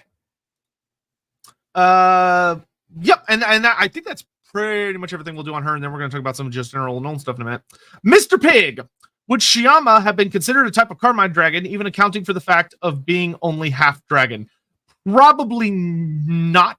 Carmine dragons, there would be like a checklist of features you would go down when you would be like, does this dragon qualify as a Carmine dragon? And ultimately, it's a Western classification. The Cathayan dragons, A, would probably have a completely different classification system, and B, the fact that the dragons are so distinctly different from the Cathayan dragons, of which there are only 9, or well, technically 11. They would not slot into that system. They're just very, very exotically different creatures. 100% agreed. Different. Yeah, it'd be kind of like if you were hanging out with a bunch of humans and you were trying to classify, like, you see a guy and you're like, I want to classify that guy according to the system that we use for apes, even because he's kind of close. But so, like, would he be more of an orangutan? Would he be more of a gorilla? And we'd all look at you and go, what the hell are you talking about? That doesn't make any sense. That would probably be how the Cathayans would react to it. Not unfair. Soul Eater, are all of the patriarchs/matriarchs as sketchy as Gelt and Elspeth? Or are there some wizards with normal upbringings? And what happens to nobles if they show magical tendencies? Do they lose inheritance? That's a really good question. Yeah, no, often they always do. If you are magical, that's it. You're out. It's all part of the deal that was made with the cult. If you go watch the LAWhammer series, there's some really cool political rumblings about that. Yeah, it's a problem, a big problem for certain bloodlines that have got magic in their blood, because they can't inherit titles. So on this one, are they all sketchy? They're dealing with the winds of chaos. Yes. They are all in their own way pretty sketchy. Some of them more so or less so than others, but they're all pretty unique. Some of the colleges have gone through multiple matriarchs and patriarchs. Some of them have gone through very few. because it's only been a couple of 100 years. And that sounds like a lot of time to us, but to some of the wizards, it just isn't. And there hasn't been that many. College in particular have probably only had like 2 to 5 patriarchs the entire time. I mean, Tochter Grumfeld herself is a good 150 years old at least, and that's from the Jade College. But she hasn't been the matriarch for that long because she came in afterwards as somebody else died. And that's something that we also need to remember, that these are living weapons, which means that they go to war and they die. This is something that's often forgotten, particularly when they look at characters like, say, Elspeth, where she has managed to find herself a route out of having to be called to war all the time by making a deal with an Electra Countess. That gets her out of that constant repeated call to war. Nevertheless, there was a war that she had to deal with good old Tamarkan. It still happens. Yeah, and Elspeth, for those that haven't read the story, like stopping Tarmakon, like pulling off the Baleflame Amulet and dealing with something we actually forgot to bring up the Tarmakon stream that Andy kind of mentioned earlier is that hilariously, Nolan kicks the shit out of Tarmakon. Like, he doesn't even get close to sacking the city. Yeah. He gets his ass beat, but because he loses so badly, Tarmakon consults the demons that he's with, and they tell him there's another way to victory, which is that they go upstream of Nuln and start unleashing a ritual to basically just dump Nurgle's garden into the river itself. So the Wizards of Nuln immediately, everybody gets together and goes, oh shit, oh shit, oh shit. And a bunch of wizards have to teleport Elspeth, Bruckner, and a small strike team to where Tarmakon is to try and kill him before the ritual finishes. And it's so well shown of how desperate the gamble is. Like, the Grey Wizard that's mainly responsible for teleporting him, he overexerts himself teleporting and he literally dissolves into ash. Like, he just dies because he overexerts himself just trying to get them there because it's such a desperate play. And Elspeth, they do successfully kill Tarmakon. They stop him. But Elspeth, the act of stopping that ritual, which basically turns into a storm of magic, which when it gets canceled, the backlash is nuts. Elspeth, her dragon dies and she dies. But because she's a death wizard, death in this case ends up being more of a minor inconvenience. And it takes her about 5 to 10 years. She reappears in court about 10 years later, but she's a shadow of what she used to be. Like, she's much more like a almost spectral figure that if you look at her wrong, it almost feels like you could see through her because she got that close to going into Mor's realm and not coming back. So to answer the question briefly, are they all sketchy? No. Do some of them have normal backgrounds? Yes. Are they all powerful? Actually, not necessarily as powerful as many would believe, because to reach the point where you are leading your college means you are going to frontline service. They do. And all of the war wizards will be called to frontline service. And some, like the Bright College, do it a lot, meaning that they die frequently. So very few of them reach the ridiculous level of power that they could achieve if they had time on their side. The very thing that the elves were afraid of can occur, but because of the way that the paperwork has been set up, in terms of what the war wizards have to do by law, the chances of them reaching an age and a hoary powerfulness that is very difficult to do anything about is really low. Elspeth is an example of what happens when you survive. Yeah, there's also some really fun Black Library novels that delve into like the politics of the patriarchs and matriarchs, where sometimes the colleges will deliberately try and put forward a patriarch or matriarch who's not very strong and is kind of weaker, a lot weaker than you would expect, because they don't want to have a strong patriarch or matriarch kind of bearing down on them, and they're able to get away with some little things. Or there are other agents at work. It's worth noting, though, just so we have it relatively clear here, the patriarch-matriarch position is not actually that important. They are the one who makes decisions on behalf of the college and behalf of how the college approaches things, but ultimately it's the Electra Counts that decide what the wizards do. Now, they can call upon the college, and they might not get necessarily who they want, but when it comes to receiving an order directly from Electra Count, they have to respond unless another Electra Count has stopped them from doing so. It's literally coded into the law. And if they break the law, they get hunted down by the cult of Sigmar. And they will do that with a certain amount of relish. Yep. But yeah, there's all sorts of, not all of them are going to be complete sketch. Like some of them are kind of chill. The Grey College in particular is renowned for putting forward relatively weak candidates because none of them want to be involved with the horrendous politics that come hand in hand with it, largely because the politics to a Grey Wizard is like the bloody One Ring. They look at it and they're like, give me the power. Yeah, they avoid that. The patriarch that met a very unfortunate end due to the manipulations of Egrim von Horseman, the patriarch of the Light College. He was a very reasonable, not super big combatant. He was more of a hardcore like researcher and specialist in certain concepts. And because of that, that ended up being used against him by von Horseman, and he gets killed in a duel with the patriarch of the Gold College, which left a convenient position open for a certain other light wizard. Damn straight. Would Elspeth be considered a revenant? I would say in the vast majority of cases, probably not. She is an extreme enough case that she literally has a special rule that says that the lore of light treats her as if she has the undead or demon keyword, which says a lot. Yeah, but loosely speaking, if you want to try and pick this all apart, let's keep it nice and simple. Fantasy Roleplay has a pretty easy way of handling all of this. Every time you cast spells, there is a chance that something goes wrong, and you pick up a mark. If you pick up a mark from your wind, it could be anything from you move a little bit faster. If, for example, you've got actuary running through you. If you're a Grey Wizard, you might suddenly become much more interested in moving from place to place to place, scudding around the Empire. You might become more wise. You might become more grey. Your eyes might change color. When you cast magic as a Bright Wizard, you might go on fire, or you might start moving closer and closer toward being effectively a ghost. This happens over the course of time to all wizards in the Empire, because just the numbers alone mean that if they cast spells, there's a chance that something's going to go wrong with them again and again and again. It's what the elves were kind of afraid of. Basically, what they're doing is they're becoming selective mutants. And I know that's pretty strong language, saying that all wizards are mutants, but they kind of are. And the longer they do it, the more it becomes a thing. And she's been doing it for ages. So thus, she's got lots of marks of the wind of death. And she represents the wind of death in many, many ways because of the length of time she's been doing it. Now, does that mean she's a different species? She's a different thing? You can call her whatever you want. It doesn't make any difference. She is what she is. Yep. Phil, nobles earning cities and factories never sat well with me. Is that a British thing, an Italian merchant republic thing, or don't worry your pretty little head about it thing?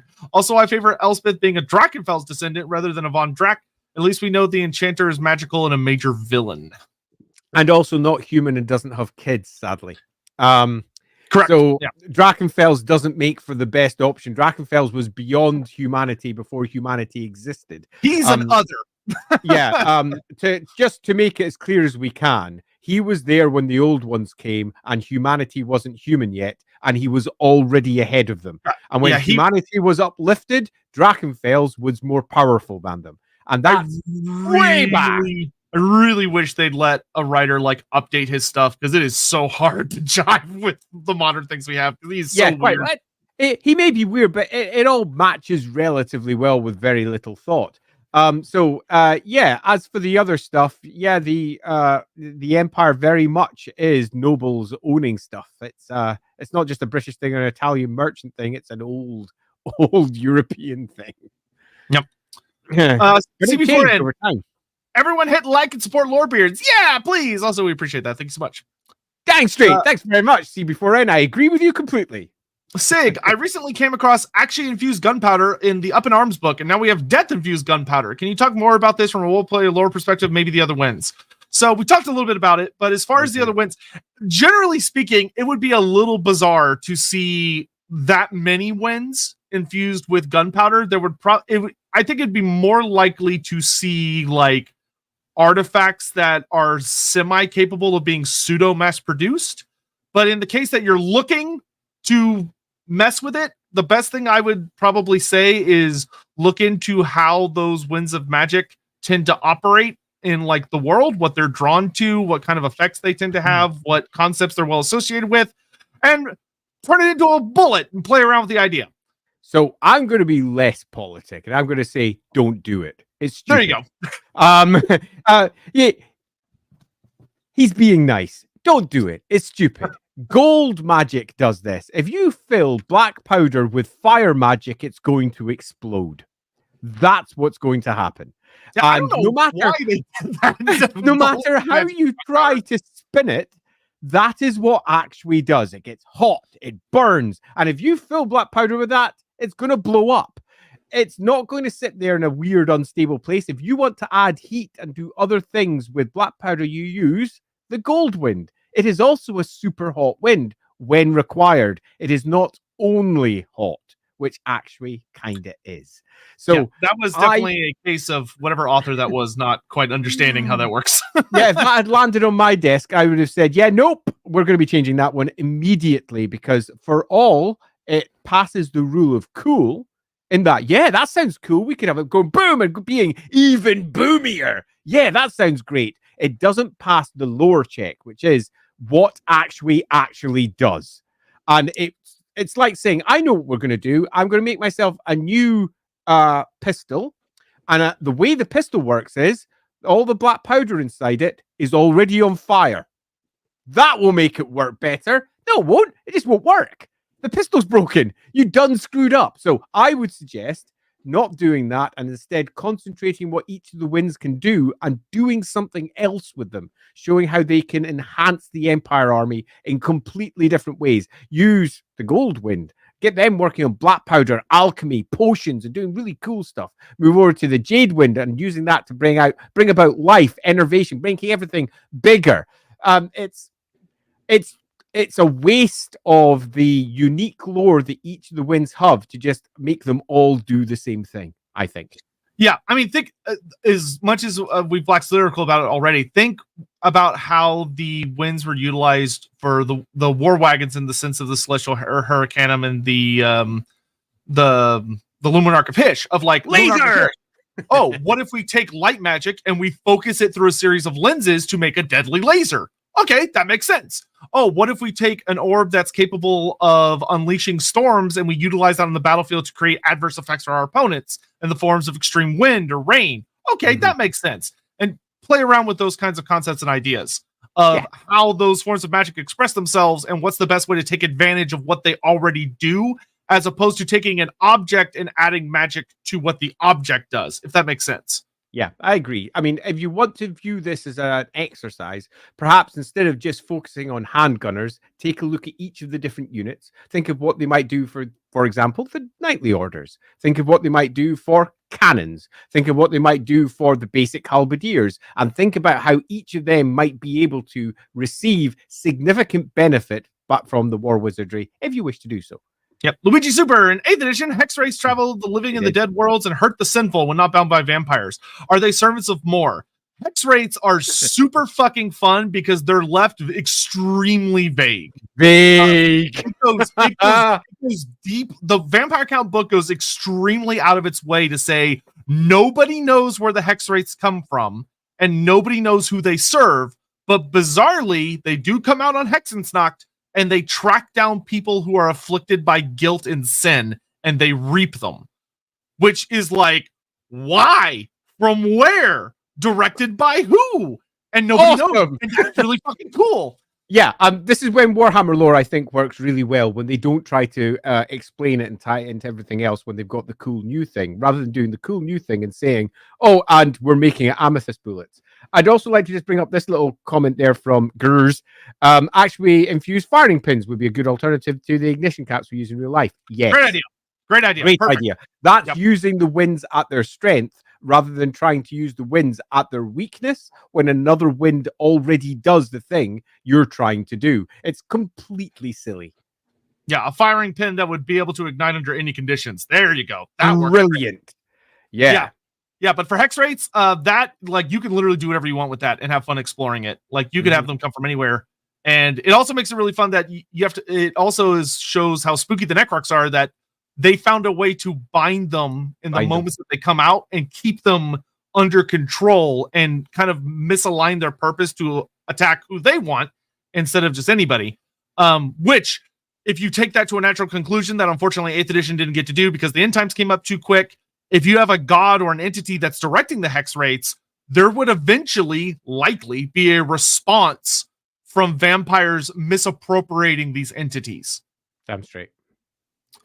All right. Hammond. So a dragon can be turned into ruin, plague, stealth, winds, wild spot, deeps, ice, tempest, fate, all the different lores of magic. So you have to keep in mind that these dragons, the dragons of the lores, are sitting saturated for decades, if not centuries, where a wind of magic is constantly on them. So if you want to pursue the idea of all the different dragons, which the Storm of Magic gives you like 6 of them, of like some of the different winds. If you go with the pretty well established but not very well explored lore that there's of course more than 8 winds of magic, then there would be more dragons than you would expect. Yeah. But also there are other kinds of things that can turn the dragons. For instance, the forest dragons of Athel-Loren. Those aren't really Gyronite dragons. They're dragons of the forest of Athel-Loren, which is different. Just like how there are the Warpfire dragons. Warpfire dragons are dragons that consume large quantities of warpstone, and it has heavily changed them into really nasty Warpfire infused dragons. So, and then you have like the magma dragons that exist in the Darklands, which are heavily implied to be deeply warped by dark magic. Yeah. And they're gigantic. Like magma dragons are so much fucking bigger than the other species of modern dragons that it's not even funny. They're fucking huge. And so yeah, you could play around, and like there are lots of weird dragons out there. Like we know there are ice dragons, there are frost dragons all over the place. Kislev has frost dragons. Mm-hmm. And yeah, they're all over the place. So there's a lot of different kinds of dragons than you would expect. But finding out what is messing with them or what their lineage may be is kind of the fun of exploring. But that's a journey you must take. Alone. Yeah. Without us. we got other stuff to do. Mornington Crescent. What would you say is the best example of one of Elspeth's dark deeds?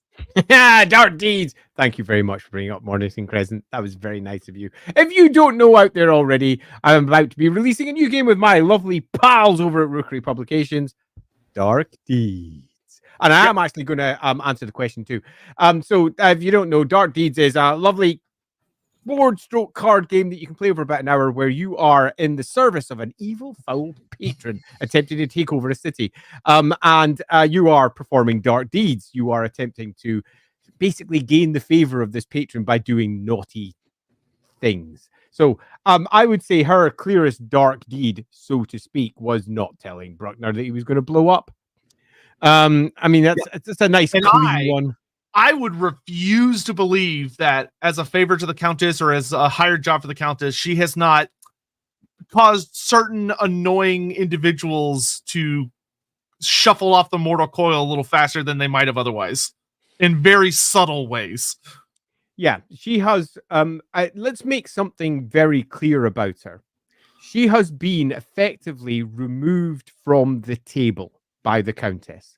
She has been given direct orders by an Elector Count, meaning that no one else can claim her. The Emperor can't claim her because he is of equal rank to her. Don't think the Emperor is above her. It's the Elector Counts that call on the wizards, not the Emperor. So the Elector Counts call. So she is of equal rank to him in this. So no one out there can tell her what to do. The Patriarch of the Amethyst College can't, because the Patriarch is below the Emperor's, the Elector Counts as well. So she is under direct control of this Countess and has been given freedoms.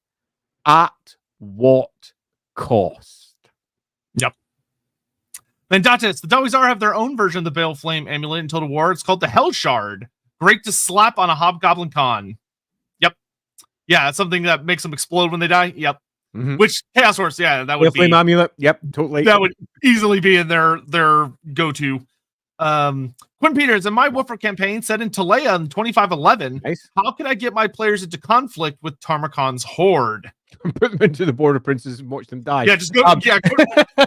Trick them into the Border Princes and watch. If it's 2511, you're already too late. In that the horde is already passed if you're running by the traditional timeline. But that doesn't mean you can't just set it whenever you want. It's your freaking game. Have Tamarkan slam through the Border Princes and possibly even pop by Tilly if you want. But I think if you want to try and stick with the established line, you could very easily have what the hell happened to that horde? Just because they got properly beaten in no way means that there wasn't factions, bits and pieces of it breaking off in many different directions. And you could have your party encountering parts of those. You could have your party having to deal with some truly gruesome things from the north, or indeed even from anywhere that they pass through. I mean, yeah, they could easily run into, that's the horrible thing about Chaos Hordes is you beat them by often killing the Warlord because it causes the Horde to fragment. Yeah. It's not dead. It's just everywhere now. Yeah.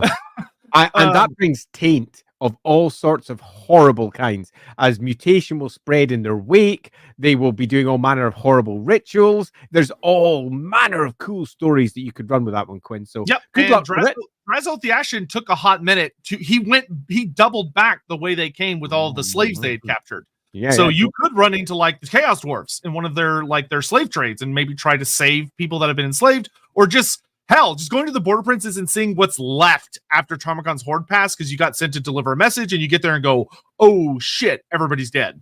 Yeah, quite. It was actually going to be one of the core components of the Enemy Within campaign to bring it back up again, because that was mentioned all the way back in Enemy in Shadows right at the beginning, that there was a Colonel Sievers, who was making his way back up to the Empire, and he was making his way back up to basically say, we are screwed because the greenskins have come swarming out of the mountains into the big, huge, empty space that has been created by the passing of Tamarkan.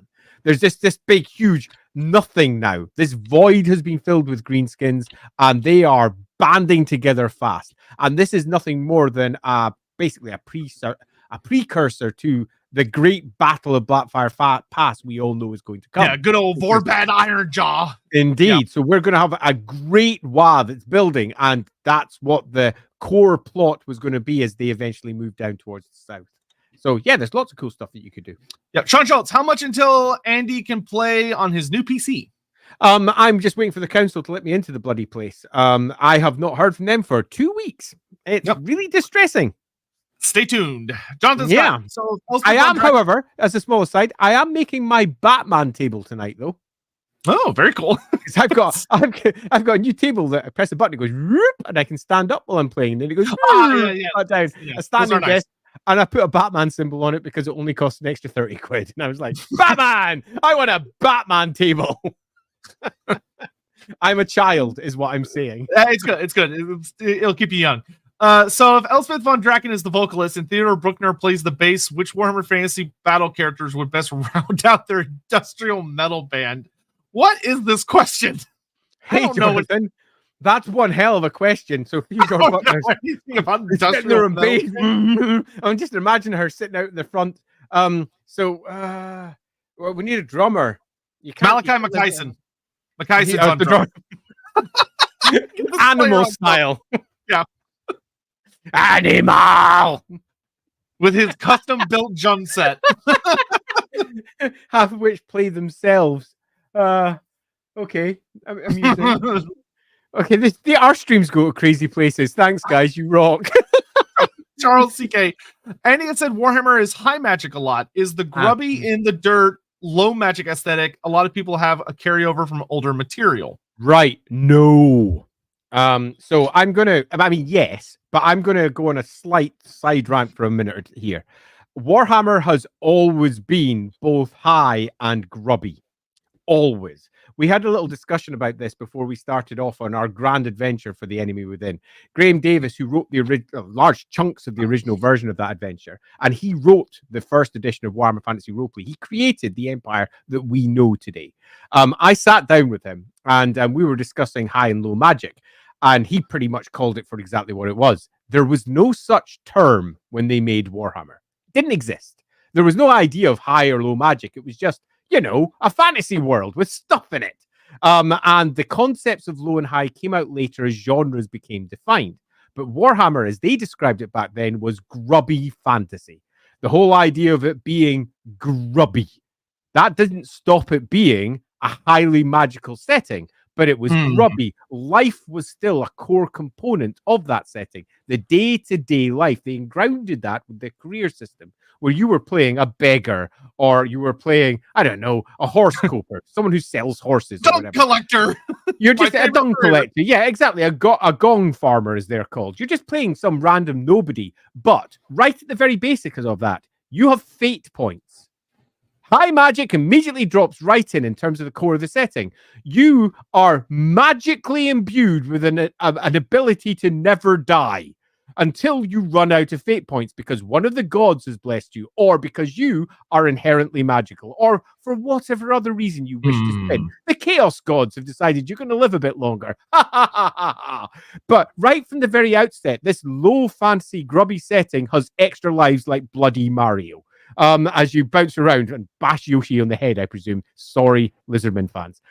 So there is no high or low fantasy really with Warhammer. It's grubby, and it has high elements and low elements, and they're all bound together. So to answer the question directly, is grubby and dirt always there, and low magic? That's the bit. Warhammer never had low magic, ever.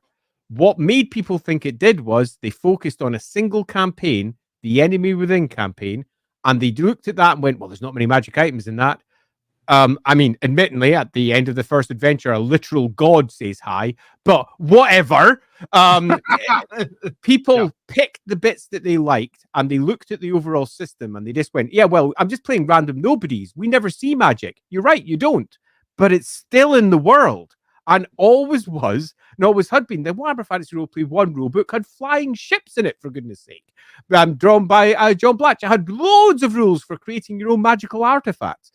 Warhammer has always been what many people describe as high magic, but Warhammer has also always been a grubby setting where you're often playing at the low end when you're playing the fantasy roleplay game. But if you're playing the battle game, or if you're playing Total War, you're playing at the top end where all of the high magical aspects are front and center, because that is how they wage war with each other. That is how it works. And you might be playing some grubby little peasant in the background running around with nary a magic item to your name because they've all been nabbed by the nobles who are stabbing each other with them. But that doesn't change the fact that it's still grubby. If you come, I think a lot of it is if someone comes from like a D&D background, is particularly one of the D&D settings where like magic's just like fucking wild everywhere, and then they play the Enemy Within, it can feel like a sudden shock of like, oh wow, there's not a lot of magic going on in this world. To which you kind of look at them and you're like, well, you know, we're not doing a campaign set in the Colleges of Magic, or we're not going to the Battle of the Gates of Kislev, or we're not hanging out in Lustria or Ulthuan, which are drenched in magic. It's just it's frame, right? It's frame of reference. Okay, but I'm going to give it's a nonsense. And I'll explain why it's a nonsense. It's not helpful. It just doesn't. Help. What Empire in Flames, which was the conclusion for Warhammer Fantasy Roleplay 1's Enemy Within, and completely different to the one that's currently out, so don't worry about being spoiled. It literally had you getting the Hammer of Sigmar, which worked like bloody Thor's hammer. You threw it, it came back to your hand, it did more hits. Think of the rules you've seen for the Hammer of Sigmar, multiply them by 10, and that's what it used to be able to do. And how did you get that back? After kicking a dragon in, you jumped on Pegasus, and you flew back to Altdorf. That's not low fantasy. What are you talking about? It's a fallacy in many respects because of the way people played it rather than what the game itself expressed.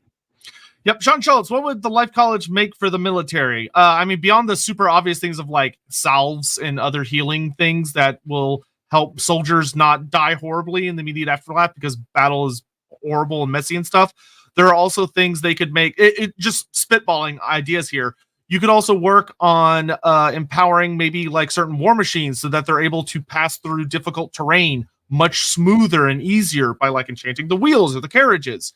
Or you could make tents for them that are completely waterproof using magical methods that are able to hold out better against like certain kinds of storms and like bad terrain. You could make water purifying systems that allows them to get access to what would be dirty water and purify it to make clean drinking water. I mean, a lot of really practical things. Yeah, I mean, this is what is often forgotten because everybody thinks, I need a bigger weapon. Logistics. That is the answer. Logistics. Some of the colleges will excel at logistics and making the actual war I don't want to use the word better, but certainly more achievable as an outcome. And the Jade College in particular is very good at helping with logistics, food, drink. Yeah, it's like you don't need a cannonball that's gonna like sprout thorns when it hits people. There are more useful things to do on the battlefield than just kill. Yeah, so what I would suggest, if you're really wanting to dive down into this, is grab yourself a book on how war is waged and how it's been waged from, say, the Renaissance up to today. Look at that and say, what did people do to try and get over the problems that they were facing? Getting people from one place to another, ensuring that they were healthy, ensuring morale was high. That's something that Jade College can do very well. They can support mood in a way that none of the other colleges really have to hand.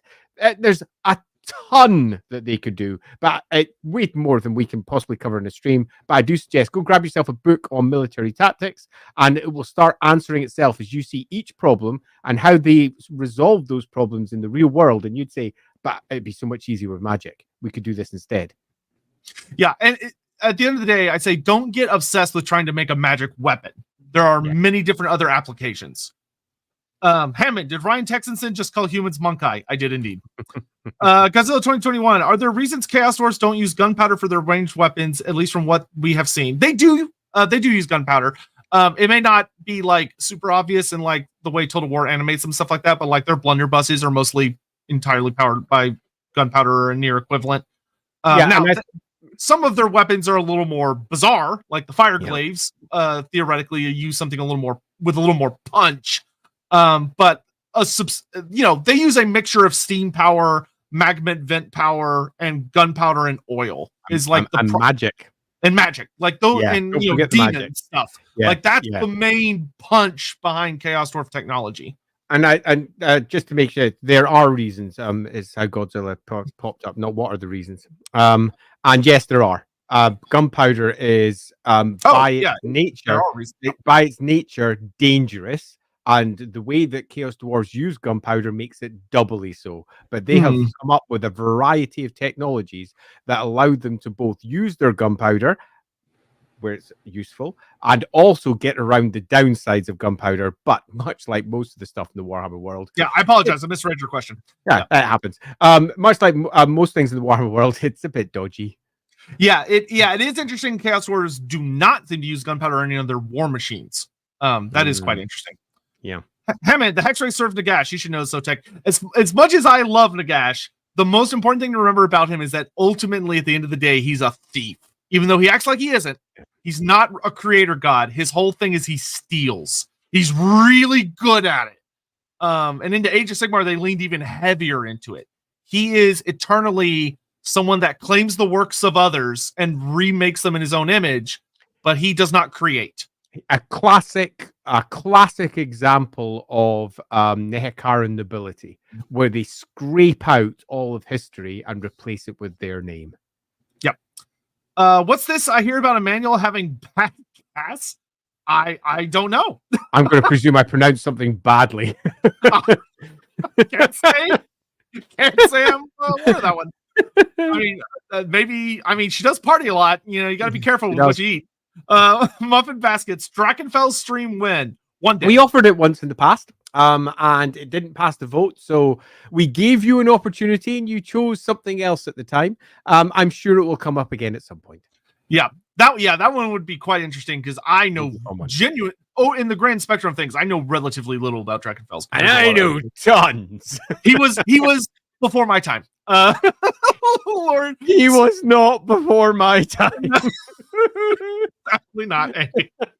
Lord, by the time I was around, Gates Workshop was already like, I don't know if we own this guy, so they stopped talking about him. Totally, they stopped talking about him completely. Lord Sarthenius, hello, thank you very much for the generosity, by the way. Hello, my friends, finally got a Sunday stream. Missed my May 8th birthday. Well, happy birthday. Hope you had a great birthday to you. Happy birthday to you. That'll do. Okay, and I want to share the happy birthday, Lord Sarthenius. Well, we appreciate you sharing your birthday with us. Thank you very much. Love you, my guys. You do more for my mental health than you guys know. Oh, well, thank you. That's very sweet.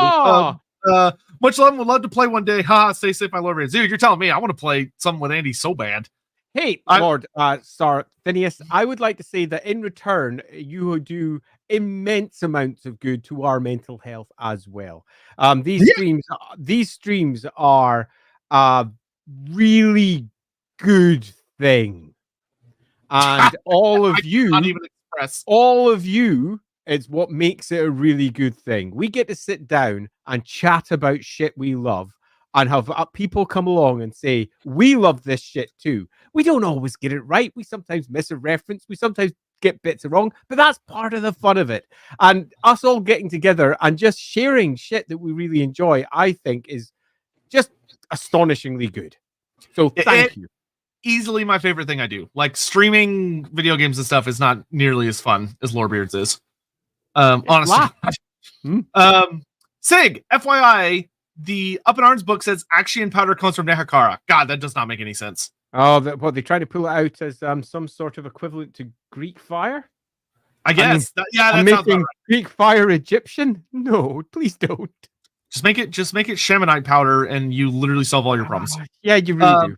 Lord Sarthinius. So is Elspeth related to Isabel? Last name is similar. We highly suspect yes. We talked about that in the Vlad von Karstein stream.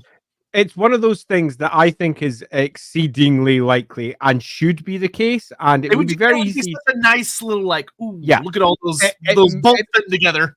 It makes the lore bridge together nicely, and it all works. There are multiple Draken families, Drakenfell families, Drakenhof families. There's a variety of them, but this is the only one that is associated with death so heavily, and importantly, also has spawned multiple monsters. So it makes sense. Now, many out there might go, oh, but isn't that a bit obvious? Yes, because it's a good answer. There's nothing wrong with the answers being obvious. Remember what we learned from Game of Thrones, guys. Just because the answer is obvious doesn't mean it's bad.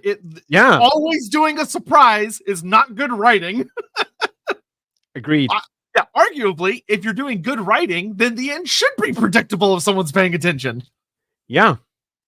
Still loading. Hope you're all having a lovely day. We hope you're having a great day too. What's the worst nightly order? I mean, you could claim the Knights of Everlasting Light just because their luck is so poor, but that would be too obvious. No, we gotta pick a fun. Like, what's the shittiest nightly order? I'm going to choose one that is not particularly well known, and that's why I'm going to choose it, because it was a shitty edition. So you got yourself the Knights Panther, and the Knights Panther spawning back to John Blanche and his lovely piece of art that he did for that, which was riffing heavily on gorgeous. It's absolutely brilliant. A classical art influencing Warhammer again and again and again through his work. And then along came the Knight's Bloody Jaguar.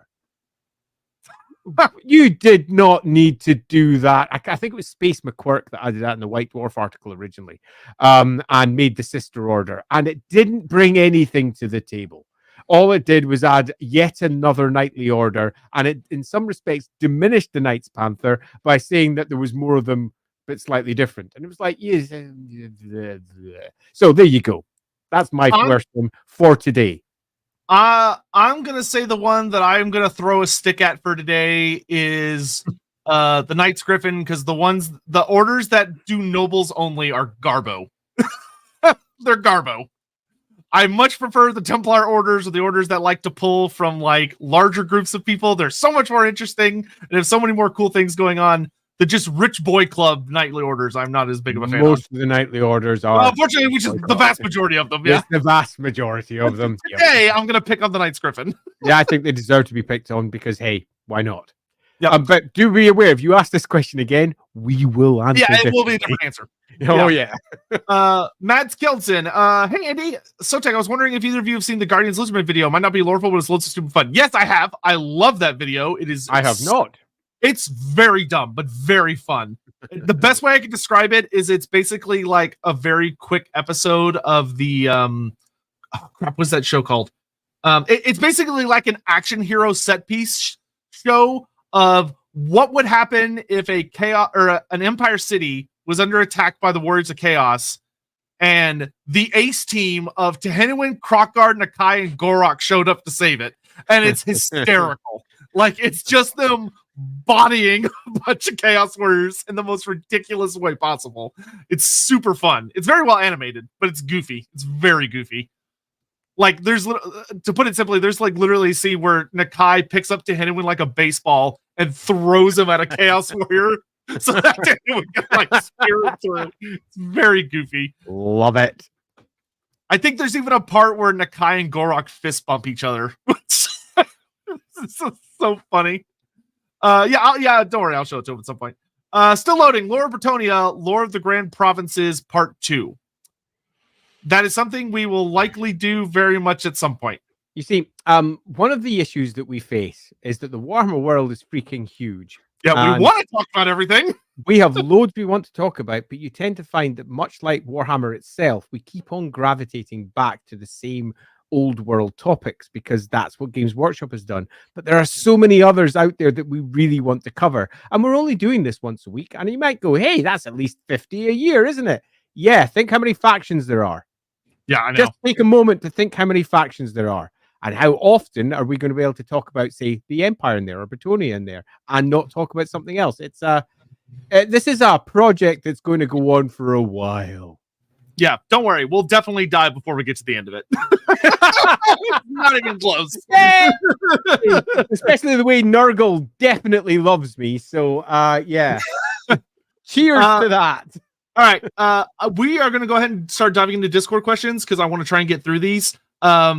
And they will likely bring up topics that we haven't touched on yet and that we will then touch on. So let's start plowing through them. And I love you guys. I'm going to skip the joke questions because we're already short on time. So I'm going to skip the joke questions. Appreciate you though. I really do. Hawk. So it's a Dark Deeds joke, but a good question. What kind of dark deeds and nonsense do people get up to in Gunpowder Week? And I'll add, what is Gunpowder Week, Andy? So it's Black Powder Week to begin with, not Gunpowder Week. Yeah. Black Powder Week. Black Powder Week is where a week of celebrations in Nuln, which let's sum it up. I don't want to go into a big long description. Right, I've got it. Every year, cannons get sold by Nuln, and they can only be sold if they have fired by Black Powder Week, which means that it's an incredibly tight moment where people are pulling out often half-made, half-cast cannons, trying to get them to go boom before. They won't be able to sell it until a full year has passed because of the traditions of Black Powder Week. Now, it isn't given a date as to when it is. In my version of the Warhammer world, it's set in winter because it's outside of the campaigning season, so that makes the most sense. However, Black Powder Week has become, under the Countess's rule, something much bigger. To begin with, it was just a festival, largely to Verena, where they would all get together, fire a bunch of cannons, some fireworks would go off. There was a bit of a party hero there, but it has turned into one of the biggest parties that the Empire has to offer, largely because, much like the real world, there is a calendar of parties, as is often the case with noble houses. And they all take place through spring into summer because that's when it's party season. And this stands at the counterpoint, deep in winter, or at least in my version. And Black Powder Week is when nobles from across the Empire gather to party. Not just party, to party. What happens in Black Powder Week stays in Black Powder Week. And it is one of the most notorious parties because the Countess is one of the most notorious hosts for parties in the Empire. So, loosely speaking, it's a party week that's held in Nuln, which is arguably one of the finest cities in the Empire. It is one of the finest cities in the Empire, particularly because it was rebuilt just 100 years ago, meaning that it is also one of the newest cities. Their palaces are far more impressive because of this. Grom did a great thing for the infrastructure of Nuln. Yeah, absolutely. In the same way that Napoleon went through and crushed all the streets so that he could get all of his armies through Paris, or indeed elsewhere. Look at what he did to Marseille. Similarly, Grom crushed Nuln and allowed them to rebuild it in a far more sensible fashion. They ruined his poor chariot racetrack. They really have. Ungrateful bastards.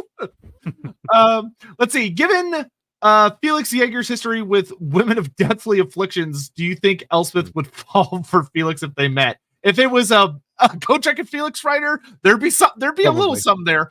Yeah. I mean, if they were sticking true to what the character probably would be, yeah, no. But if it's anything, it might be Felix is attracted to her, but she'd be like, mm-mm.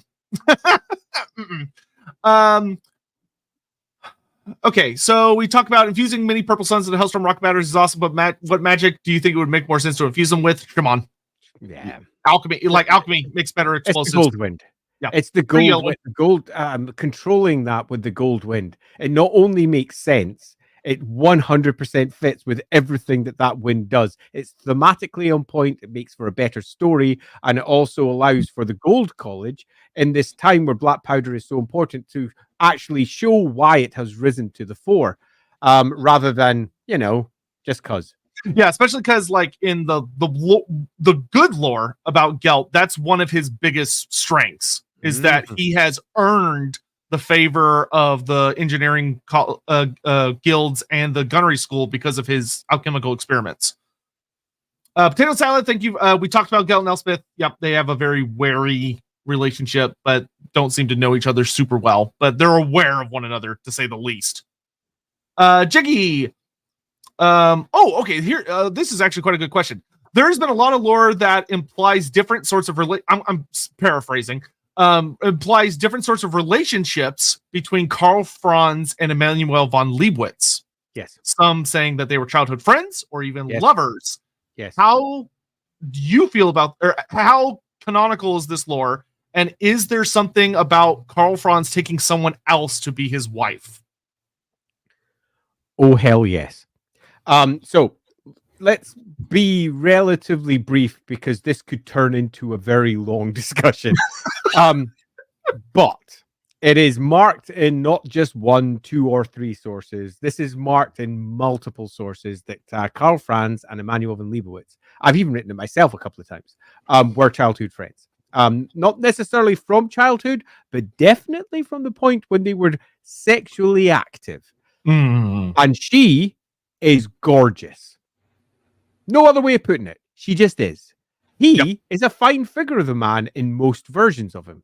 He ranges from 5'10" up to about 6'2", up to I'm a giant ape, depending on the version you go for. But he is also a fine figure of a man. It's not just hinted that they were lovers in the past. It's stated in a couple of places as well. And then he becomes emperor. And then he does whatever he does. Different versions of the story have him marrying, have him having other relationships, have him having mistresses. You can choose which version you prefer, but none of them involve her. Now, what do we know about her character? She is arguably the most vindictive woman in the Empire. That is how she is portrayed again and again, and she never loses. Anything that she wants, she gets, and she gets pretty goddamn bitter. But rather than viewing that, which is her older character, perhaps you should just step it back and go, why? Why is she so bitter? Yep. What occurred? And therein lies a story that Games Workshop have never told. But it's certainly freaking going to be told in my stream. Yep. So yeah, there's definitely some spice there. Oh, yeah. Oh, okay. Here's kind of a fun question. How do the taxes in Nuln work, considering that it's a formal imperial capital? Is there any kind of agreement between them and Altdorf as far as how taxes flow? And does all the money go to Emmanuel, or do they still have to deal with Altdorf? Right. So, no, you are mistaking the Empire for being a centralized tax place. It isn't. Taxes don't go from Nuln to Altdorf. Taxes go to Nuln. The taxes from Reichland go to Altdorf. And in truth, the taxes go to the individual lords in each one of their realms. They don't go to Altdorf. Altdorf doesn't get taxes from Nuln because Nuln is completely separate from Altdorf. That's just not how it works. The Empire is not created to funnel everything up to the Emperor. The Empire is a conglomeration of entirely separate states with an Emperor that sits over it that has powers that allow it to call upon army, has various loose powers that allows it to call money from its own provinces under certain circumstances, but the money does not flow to Altdorf. Yep. Is Elspeth political or pragmatist? Very pragmatist. She doesn't care about politics at all. Yep. She wants to stay out of it. She wants to do what she wants to do, which is often hunting down artifacts. Mm-hmm. If Altdorf is Rome, what would Nuln be more equivalent to? Constantinople, Alexandria? How many people are in Nuln? Yeah, that's a super fascinating question, and it's one that we were halfway through discussing, pinning down. Nuln is the Empire's second city. So it is the second biggest city in the Empire. And it's one that has been sacked at least a couple of times and had to rebuild, but it has rebuilt stronger each time and refashioned itself each time as well. In terms of overall population, it depends on your version of the Empire. If you go with, for example, a 100,000 for Altdorf, Nuln is sitting at around about 90. If you're going for 1 million in Altdorf, then Nuln is sitting around about 900,000. But you've got to realize there is another major city very, very close in terms of population, and that's Marienburg.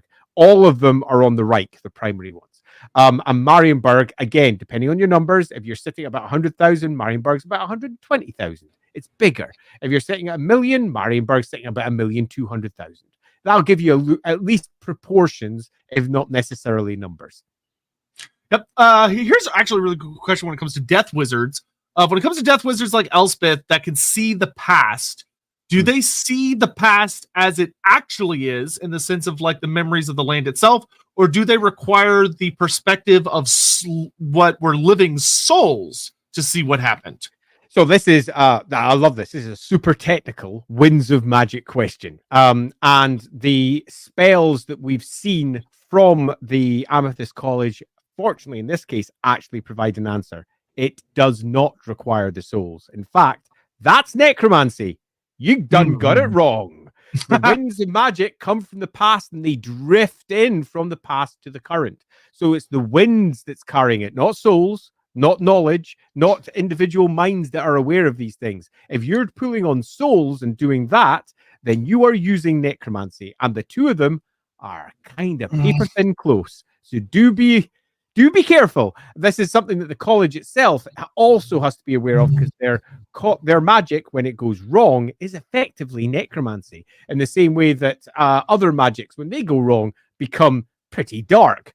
The overuse of Heish, for example, can very quickly turn into tears in reality. Oh dear, I've turned into a demonologist. So yeah, do be aware that there are close, but if you're drawing on spirits and they are actual spirits and not effigies of them or something else that the wind has brought forth to cause all the whispers that you hear, then you're doing necromancy, not amethyst magic. There you go. Let's see. Why a Carmine dragon for her?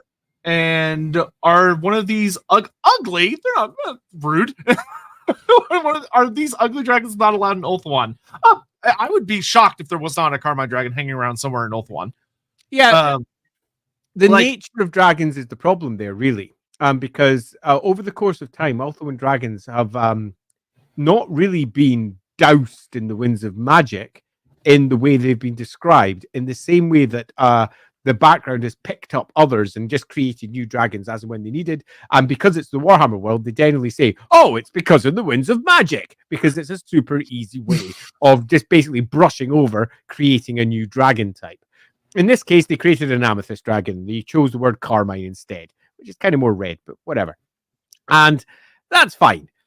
But if we looked at the overall lore and said, hey, aren't the elves like the masters of the winds of magic? And surely if the dragons are feeding off this shit and changing all the time, they would be the ones doing it also? The answer is almost certainly yes. The chance that there's not purple dragons over there is literally none. The only reason not to do it would be because that was bad for dragons.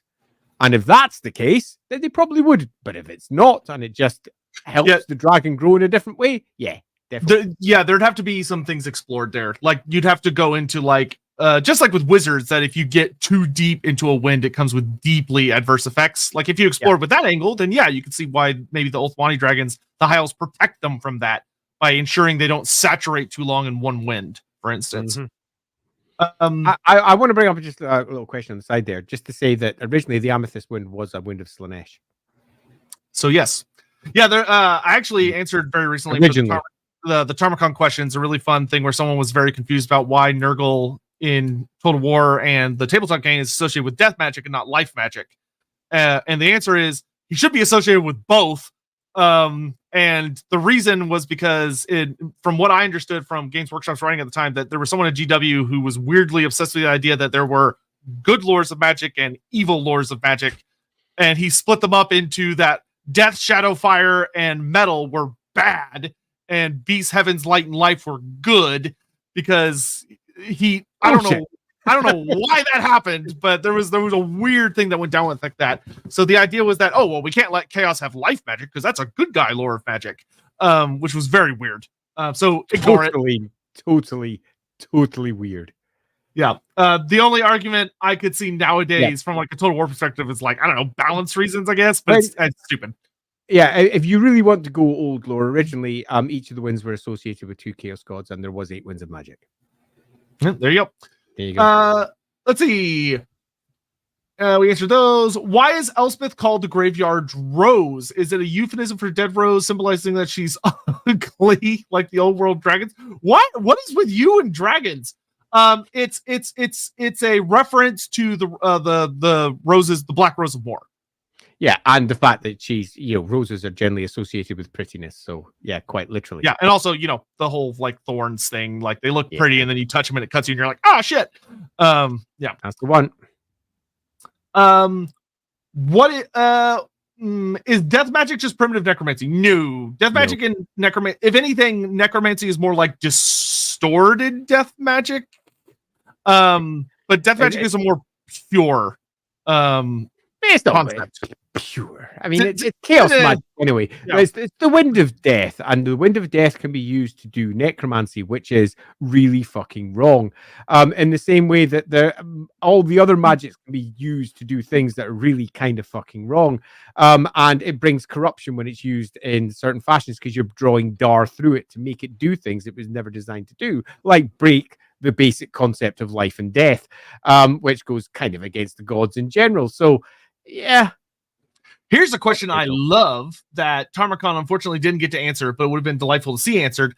After the war, what would have happened with the production of the land ships of Marienburg? Would the Empire really have allowed the sell of these ships to Marienburg, and would Marienburg still have wanted them, and would they might have become standard after their performance in the war? Right. So, outside the fact that they are obviously stupid. Very stupid. They're obviously ridiculously stupid. Let's presume that they're not. Let's presume that these are effective war machines and not stupid. Let's presume that they do everything that we imagine they could potentially do. Then Marienburg would never see those fuckers. Ever. Yeah. Because they are an enemy. They would not see that technology. It would be kept. And there would be all manner of broken versions getting sent down their way. There'd be all sorts of ridiculous excuses. Oh, that would lead to some fun problems too. Of like, we were shipping them down and they sank. Marienburg like declaring like trying to close trade and punishment, and then Reichland getting pissed because it's affecting them, and they're like, we have nothing to do with this, and they're like, oh, that could turn into a whole thing. It would turn into a whole thing. So yeah, I think that the chances of that are very low indeed. Marienburg, however, is, let's be blunt, it's rich beyond extreme, and it could easily drag various engineers down there. There is literally no reason they wouldn't be doing this themselves. Literally none. Yeah, if anything, they would just get the reports back of how they did and go, okay, now we can hire some better inventors from Talea to make a better version. The idea of asking an enemy state to create your weapons for you is daft. The actual core concept of them is daft. What would happen is they would take them to Marienburg and build them there, because if they didn't, they almost certainly would never get them, and a potential weapon of war would be given to an enemy. So the whole situation makes very little sense if you look at it as a realistic political outcome. Here's a cool one from Half Crown. He asks, do the rural Wizenlanders actually hate Nuln, or do they actually just more hate the Countess and what she represents? And would they have better relationships with the dwarfs of the Grey Mountains, or even the elves of Athel Loren, than the city of Nuln? No, and no. I think this is dialing everything up to 11 without actually thinking of what it is realistically. They hate Nuln in the same way that the north of England hates London. All the money goes to London, but it doesn't make any real difference. They're just all people. It's something to bitch about. It's something to bitch about. It's not anything that's really hate. Hate is too strong. There'll be agitators who hate. There'll be individuals who passionately think that things need to change because that's what people do. But the greater scheme of things, the Countess is kind of awesome. I go to work, I work, I come home, I feed my family, I stay safe. Why would I give a shit about the Countess? It's not part of their daily grind. It's quite beyond them. There's going to be nobles who care because their actual livelihoods have been changed by her choices. They will be rallying troops to potentially try and enact some form of change. But yeah, it's a fool's errand. Yeah, there are notes that do talk about, though, the Grey Mountain Holds do have very positive, on average, relationships with the people of Wisdomland that live up on the slopes that are responsible a lot of the time for getting the goodies of the dwarves down to like the city of Nuln. Yeah, it's a nice trading relationship. And there's going to be people who will not want to see that trading relationship damaged because Nuln is where almost all of it goes. That's where they sell stuff. Wissenberg is tiny by comparison. It's a small, it's almost a town in comparison to a city. It would damage affairs on all sides if Nuln were taken out of the picture, and they wouldn't want that to occur. So no matter what the individual nobles would want, the reality is it's just never going to happen. Jeff, blowing through these really fast. Do engineers and wizards work together in the lore? Not as much as they should, realistically. Yeah, there would probably be, it's treated as more rare than it probably would be after 200 years of time to get used to one another. Yeah, you tend to find that Games Workshop realize what they create about 10 years after they create it. And then they go, oh, wait a minute, shouldn't this happen? But when the time they've done that, the role-playing games that people have been playing at home have been doing it for years. So you tend to find the role-play games are often ahead of the curve where Games Workshops come to. Yep. I have a question about Verena. How well associated is she with magic, and what kind of relationship would wizards have with her? Okay, so Verena isn't associated with magic. Verena is a goddess. Goddess deals with divine lores, which is quite different to magic. Magic is the stuff of chaos.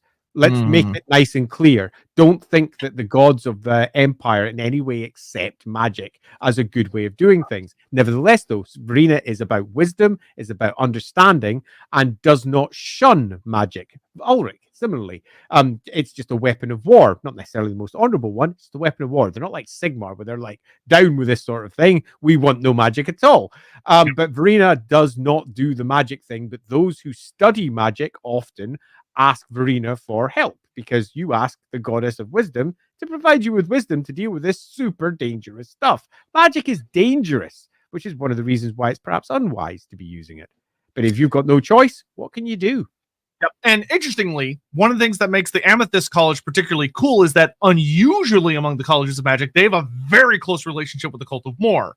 They do. It kind of acts as a guiding light and a insurance policy against claims of necromancy and against potentially falling to necromancy. To pull on Ego Hexenson one more time, he was a high priest of Mor. Mm-hmm. He was a high priest of Mor, and he's now the patriarch of the college. Yes, their relationship is close. Yep. Yeah, Elspeth von Draken, very, very close to the Cult of Mor. Like she doesn't just happen to have towers in their gardens. She has a very specific built-up relationship with them because the Amethyst Order functions best when that's the case. It also helps them deal with some claims about their magic being like super evil and shit because they're like, no, the Morites say we're cool and we have a relationship with them. They stand for us, and the Morites are like, Should we grab some of the? Yes. Let's get caught up on those real quick. Yeah. Let's see here. How many? In a campaign we were playing, we had actually powered mobile cooking plates. That's a great idea. That's awesome. There's a spell, Flash Cook, which I have seen adapted into that sort of thing more than once. Flash Cook being one of the bright magic spells. And yeah, fast food. Yeah, I mean, a microwave oven. Yeah, it'd literally be brilliant to have when traveling in the wilds. Yeah, still loading. Could Elspeth have used any other lores, such as necromancy? Have Elspeth and Katerin ever met? Would they grab a pint or throw hands? Okay, probably not legally, certainly.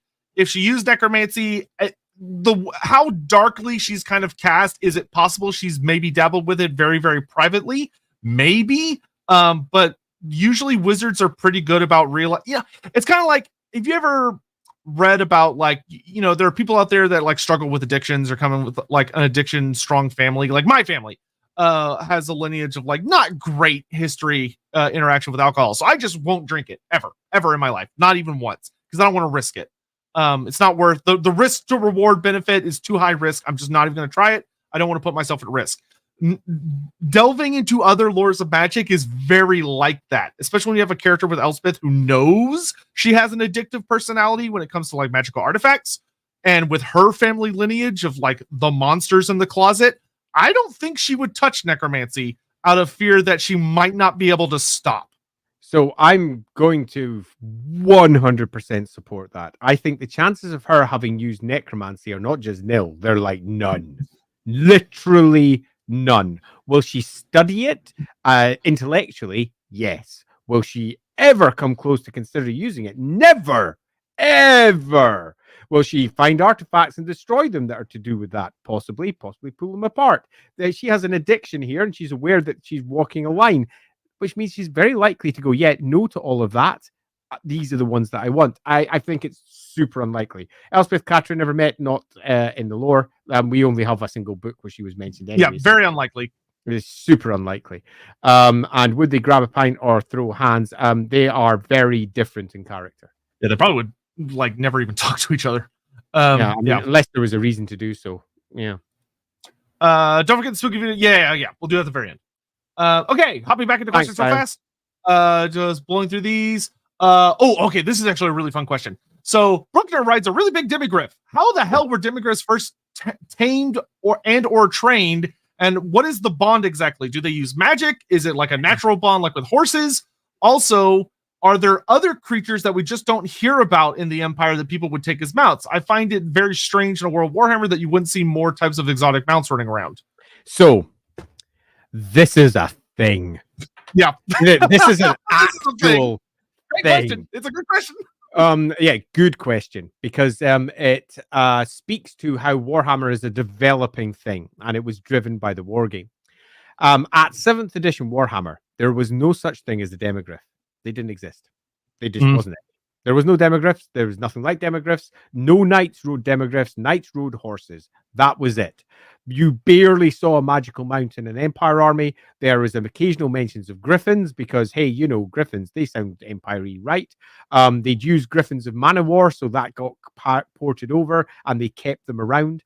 And they pretty much were the only monster that was worth mentioning, bar the occasional Pegasus.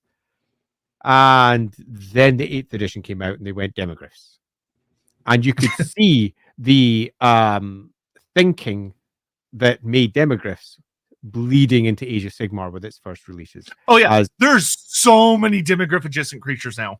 Indeed, like in AOS, they're everywhere. They're everywhere, literally everywhere. And you could see that very possibly some of the early Age of Sigmar stuff was just stuff that they were thinking of for the Empire anyway. And you looked at it, and they gave you a piece of lore that basically said, abundant stuff. That's about it. They go out into the forest and they tame them, and the end. And you go, what? The end. And then the immediate response from other parts of Warhammer was, what is this bullshit and where did it come from? Because they've just completely changed the Empire. That's not me. I love extra shit being added because awesome.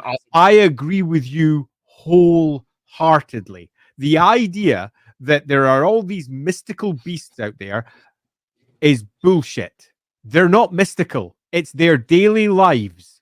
There is no difference between a fucking horse and a demigryph, bar the fact that one is a predator and the other one is not. So thus, one is very difficult to ride. But if there is a way of doing it, and clearly there is, they're going to do it. And if they can tame a bloody griffin, they can tame other creatures that you find there. The idea that the Empire wouldn't use these extraordinary, and they are extraordinary, weapons of war is ridiculous.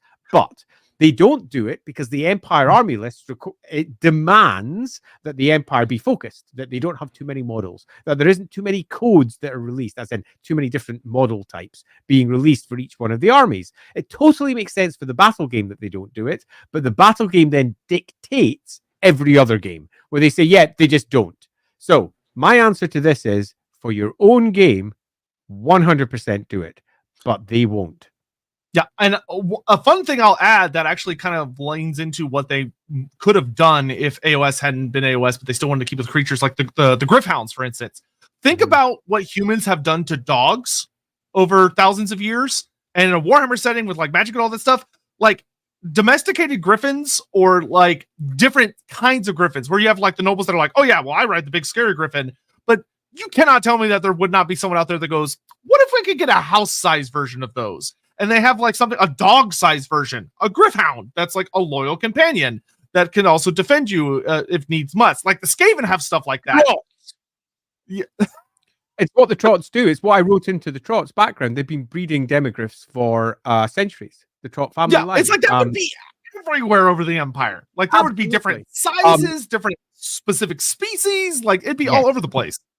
There was just before I left, just after I left, I did an article on horses, cats, dogs for Warhammer. And the very first request after I did those was for demigriffs. And the reason for that being was because demigriffs now in the background are an established part of the Empire and have been almost since at least the Knightly Orders have been founded, which means from the beginning. There is absolutely no chance there is not as many different breeds of demigriff as there is of horse, for example. And they will all have different qualities. They'll have different traits. Some will be small, some will be large. And that should be a part of the established lore. But it's something that will almost certainly never happen. But it's certainly something that is the case in my games. Yeah, and especially, I don't know if it was intended, but the Tarmacon book basically shows Reaper is clearly a different breed of demigriff. Yeah, like absolutely. He has a very bizarre appearance compared to the other ones. It's like saying that a pit bull is the same as a German Shepherd. Completely different animals. Yeah, so like, but they're both dogs and they can breed. Quite. Yeah, it's like even if you ran with like, oh, demigriffs don't breed well in captivity, but still, like the different forests of the Empire, different regions of the Empire would produce different breeds of demigriff that should be quite different. Which you can play around with. So yeah, have fun with it. So yeah, that's something I'm having fun with in my game as well, because it's a core component in one of the primary noble lines of the Empire. Yeah, Jeff, is it true that Amethyst Order has an extremely serious policy of not letting Amethyst Wizards step out of line? No. I mean, yes. In that all the colleges have that, right? But you've got to remember that the college is the learning institution. The college is not the controller. That is something that's often confused. They are where you learn all your stuff and where you are obliged to teach others. And that is where the control comes from. The control doesn't come over your deeds. Your deeds are at the behest of nobles of the Empire. They are not at the behest of the college. But the college can control that in a variety of ways. Yeah, the biggest thing that you ever see from the colleges is if they get word someone's up to some really nasty shit, that's one of their graduates, they might send a master vigilant after them to try and hush it up before like the Church of Sigmar hears about it, because it could have bigger ramifications. They'll often go with the Cult of Sigmar with them. Indeed, they're supposed to. The Magister's Vigilant work with the Cult of Sigmar, because the second one of those is after you, you're in trouble. Yeah, especially because in the modern era, after the whole incident with the good old Von Horseman, yeah, it's particularly spicy in the modern age. I would just like to call that one out. Thanks, Quintus, for saying so. That scene in LAWhammer with the Trot Demigriff Knights going by, with some of them scooting up trees to let the riders scout out ahead, as it clawed its way up, and the riders holding on, scouting out, and then they just leap off and bound. They're completely different animals to horses, which provides a host of benefits in warfare. Like half great cat. Almost. Yeah, so that was super fun. How well does the Marienberg landship compare to other machines of war from Scryer or the Chaos Dwarfs? Not even close. It's a joke. It's literally a joke.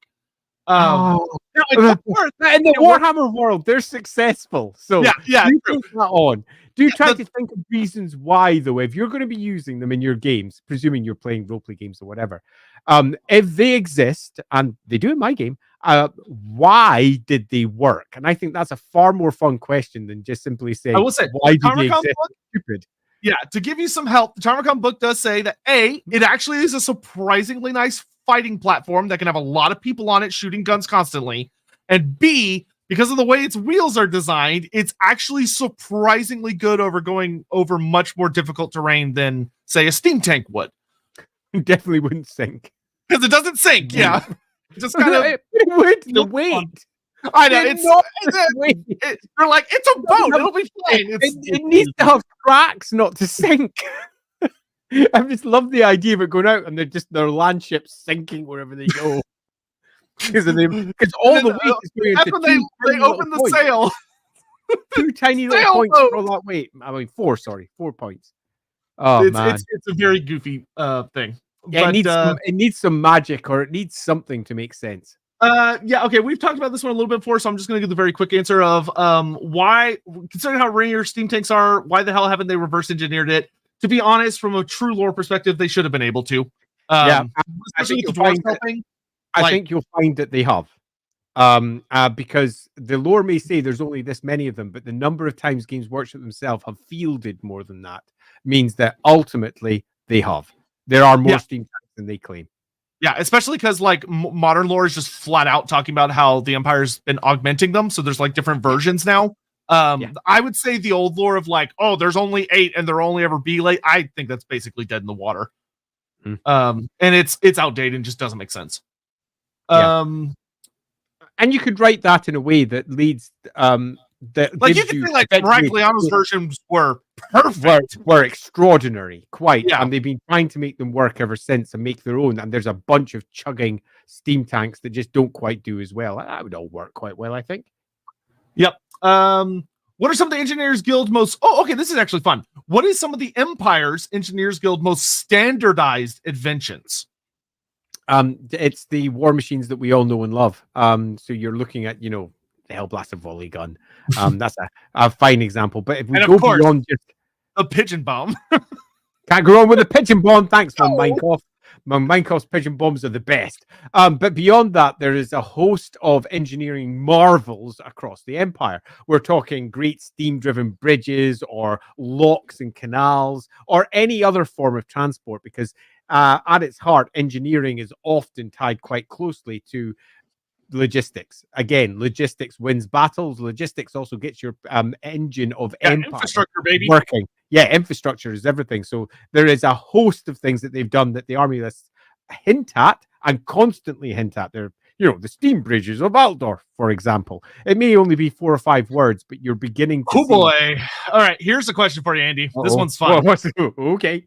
A mechanical horse is a bizarrely astounding creation. It seems to take inspiration from automatons that were made back in the day. This begs the question, though, would the Empire, as I understand it, have lots of automatons running around, like gargoyles spitting wine on parties of noble households and other such bizarre concepts? Yes. If you go look back at 6th edition art, weird automatons were all over the Empire. Over the place. Totally. And the reason that they don't pop up in, say, Warhammer Fantasy Roleplay or anywhere else is because most of the writers that write for the game played the game in 1st edition or 2nd edition, and they didn't exist then, and they only write what they know. They don't write what Warhammer became. And it means that someone like myself, who might have been producing those books, receives it and goes, crap, all this needs to be gently rewritten. I need to give them notes. All this stuff needs to be upgraded, because the imperial nobility, particularly those who are considered to be the high nobility at the forefront of fashion, would most certainly be looking at these interesting mechanical marvels which can be created. That horse is astonishing. No other way of putting it. If they can create that, they can create much more. That horse is fucking insane. And the only way that horse can make sense and not be exploded across the Empire with a variety of extraordinary devices is magic. And I think that the fact it exists speaks to the Gold College and the Engineering Guild working together on certain things. And I think that is a better manifestation of what Gelt's impact on the Empire has been. Getting some of his older magisters, like say Hakik al-Hikmah, who was known for doing his great automatons. He was building a giant manticore, as I recall. And then taking somebody like him, who had come from Araby, and he graduated in the Gold College in Altdorf, and showing how their new direction for magic has real-time benefits by taking the imaginings of the engineers and making them reality by working with them. That would show why the Gold College is doing something for the Empire, rather than just keeping everything discreet and separate and not explaining why the entire empire isn't filled with extraordinary devices. Yep. Okay, a question here. Oh, okay, this one's actually interesting. What is there something special about Hochland long rifles versus regular Empire guns, seeing as they seem to be implied to come from Hochland instead of the gunnery school in Nuln? Yes. And it lies at one of the core issues. Rifling technology is not understood in the Empire, but it is in Hochland and has been for a long time. They have been guarding it for a very long time. And if Nuln were to get their hands on it and understand it correctly, they would be mass producing that, and we would be well beyond the Renaissance into almost modern warfare. The reason that it isn't is obscure, because as technology goes, it's not hard to backwards engineer. And Hochland long rifles are everywhere. They are admittedly they're most common in Hochland, but you find them in war wagons. You find them popping up with various nobles who've got themselves a long rifle. Trust me, the engineers have grabbed that and they've tried to reproduce it. Why hasn't it worked? And the only answer is, again, because the Warhammer world is different to the real world. And the Warhammer world has different physics because of the nature of magic. Hochland does something that allows them to get around it, and nobody else has figured it out yet. That's the only logical answer. Something divine inspiration, something. Or indeed, but Hochland have certainly done something very special, and they guard that secret jealously.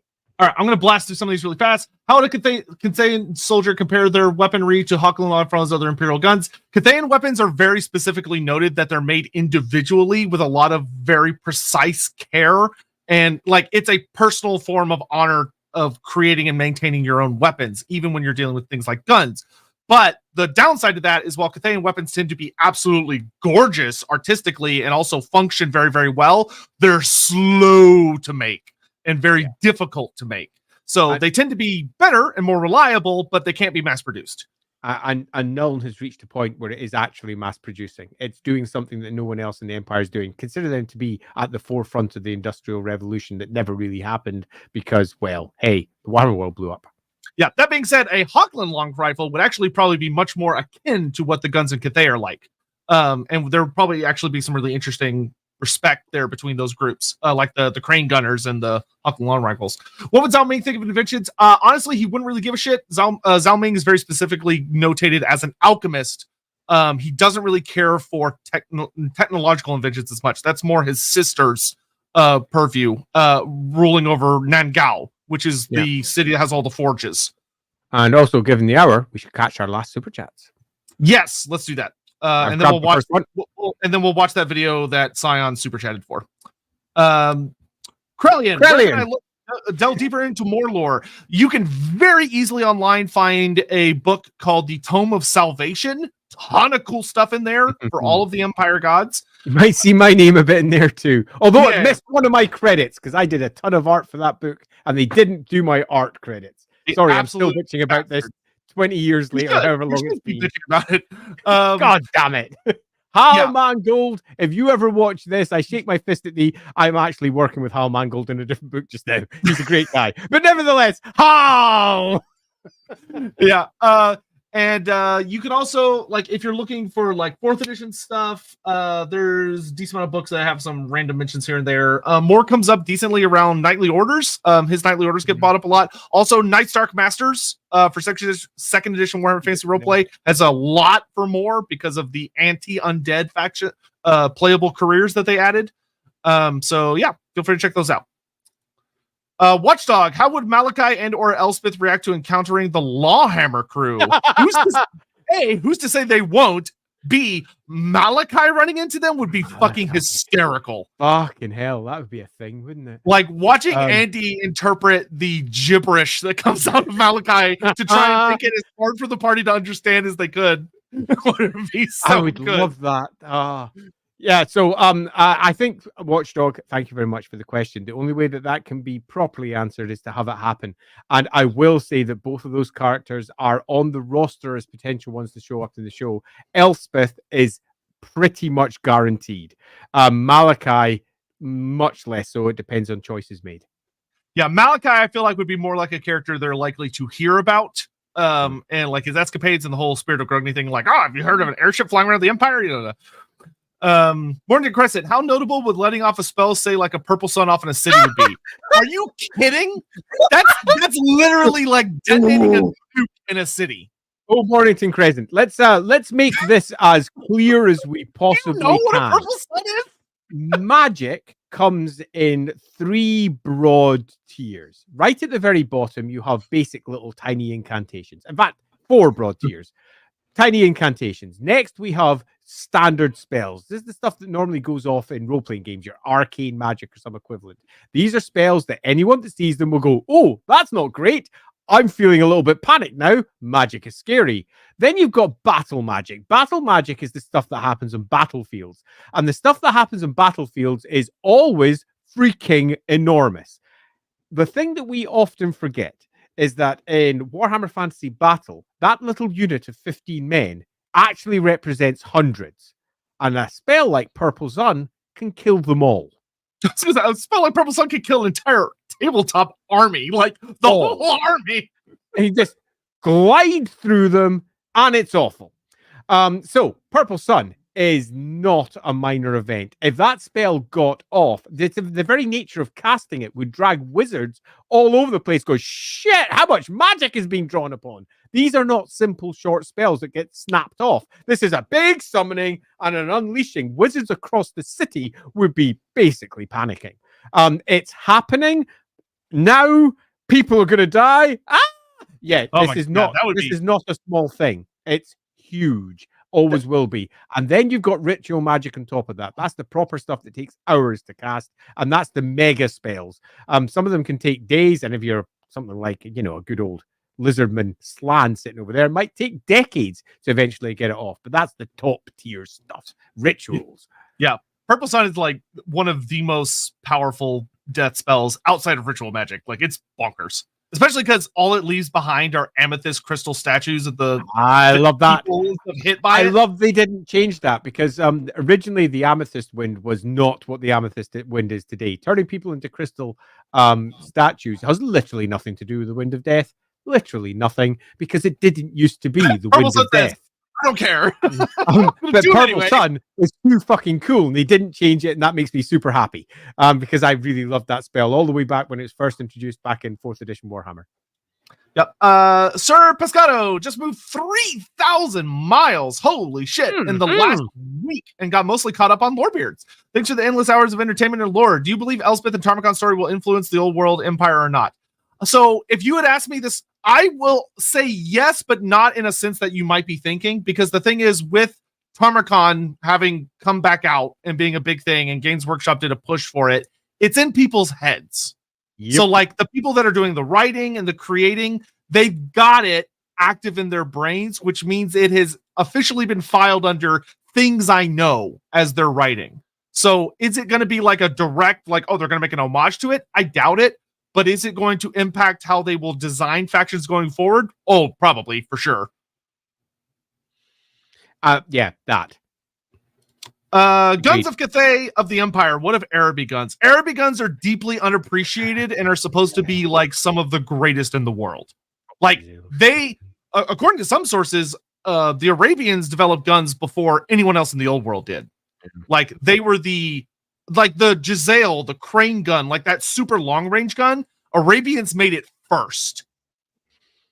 Yeah, we need to get an Araby for that, though, wouldn't we? Yeah. Yes. That seems to be. Yeah. God, that seems to be very unlikely in a short term, doesn't it? I will hold the faith till the final bell sounds. We must hold the faith. Clay Tonomer, considering we've already got some out of time characters in the game, such as Rapunzel, what else do you give for Genevieve showing up? Perhaps in a similar way to Ulrika. Moderate.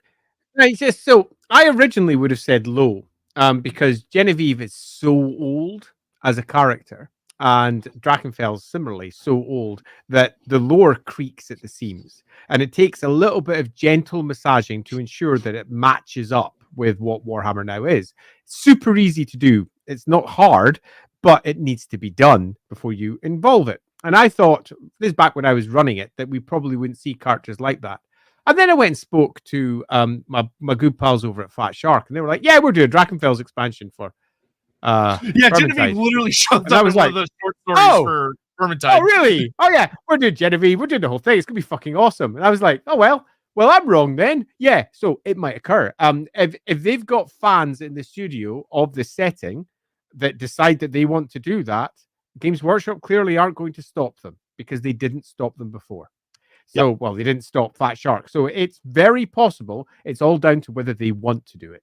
I would say she's probably not high at all on the priority list, especially because her and Ulrika would be very similar. Mm-hmm. So there's that. But yeah, she might show up as a fun reference. All right. So with that, we're going to watch the thing that Science sent because he was very generous and sent us like a bunch of money to watch it, and I could be bribed. So we are easy. So we're going to watch this to wrap up. And yeah, we'll go from there. So let me pull up this and this. Black holes yawn above us. And this and this. So apparently this is called Pleasant End, and we're just gonna hop right into it. We're not gonna waste any time. Mm-hmm. Thing so people can hear it. Okay.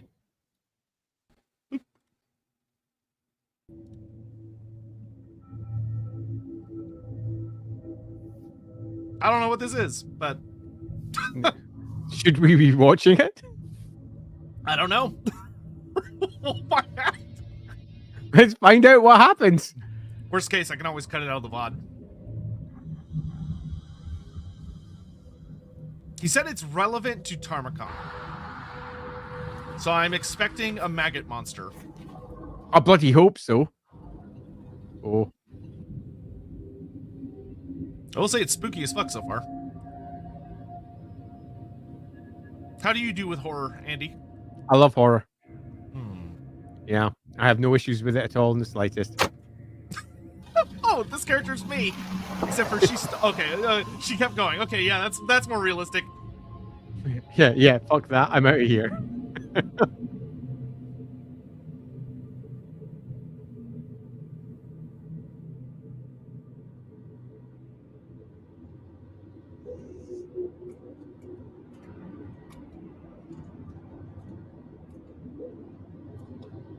Pleasanton. Aren't they never? Pretty much. I don't miss staying in motels. I used to stay in motels when I was little. Because back in the day when you had to just use like an actual physical map to get around. And you would just show up somewhere. Motels were much more prevalent back then. At least in the States. When you're driving 800 miles to get where you need to go.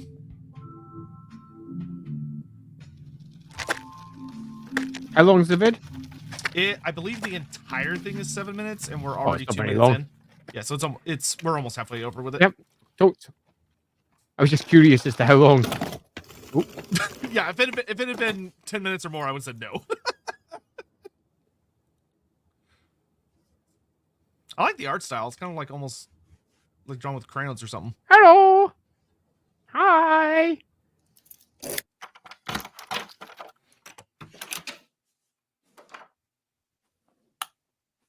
By the way, just putting out last call for super chats. As when this is over, we'll be heading out. So last call if anyone wants to get anything in.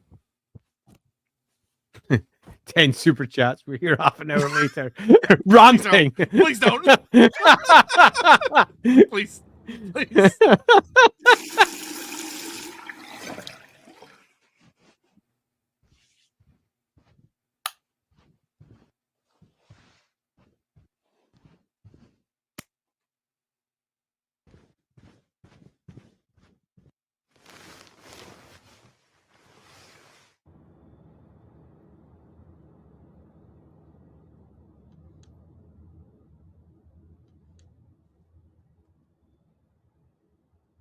What's gonna happen?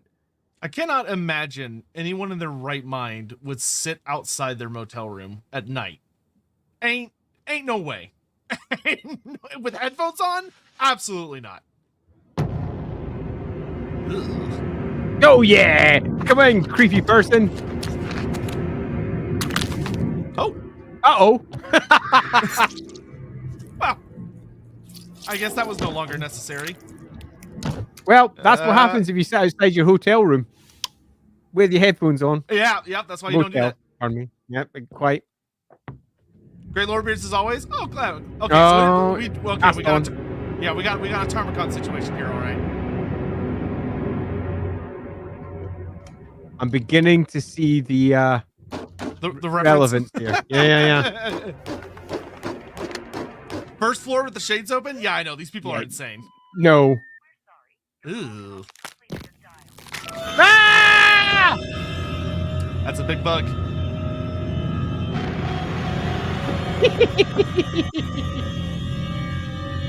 Why? Okay, it was fine with the last body. Hammer can't get in! Yeah.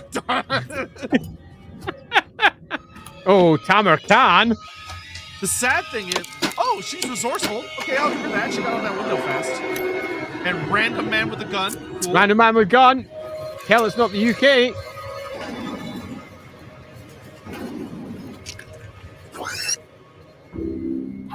I will say, the genuinely scary thing that matches up with this is that is how fast Tarmacon is, which is the nightmare thing about him. He is literally that quick. Imagine that thing squeezing into your mouth. Yeah. Well, man, the scene it describes when he kills Theodore Bruckner, because Bruckner thought he won, and Tarmacon latches onto his face and talks about, like, the sounds of bones snapping as Tarmacon eats his way in, and you're like, where's your Baleflame amulet, girl? Not quite. You need your detonating.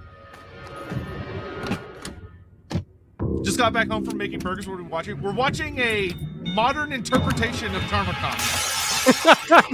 Which is, I'm sure, exactly what the creator was intending it to be.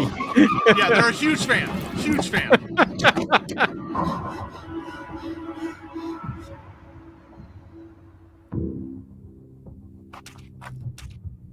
It follows.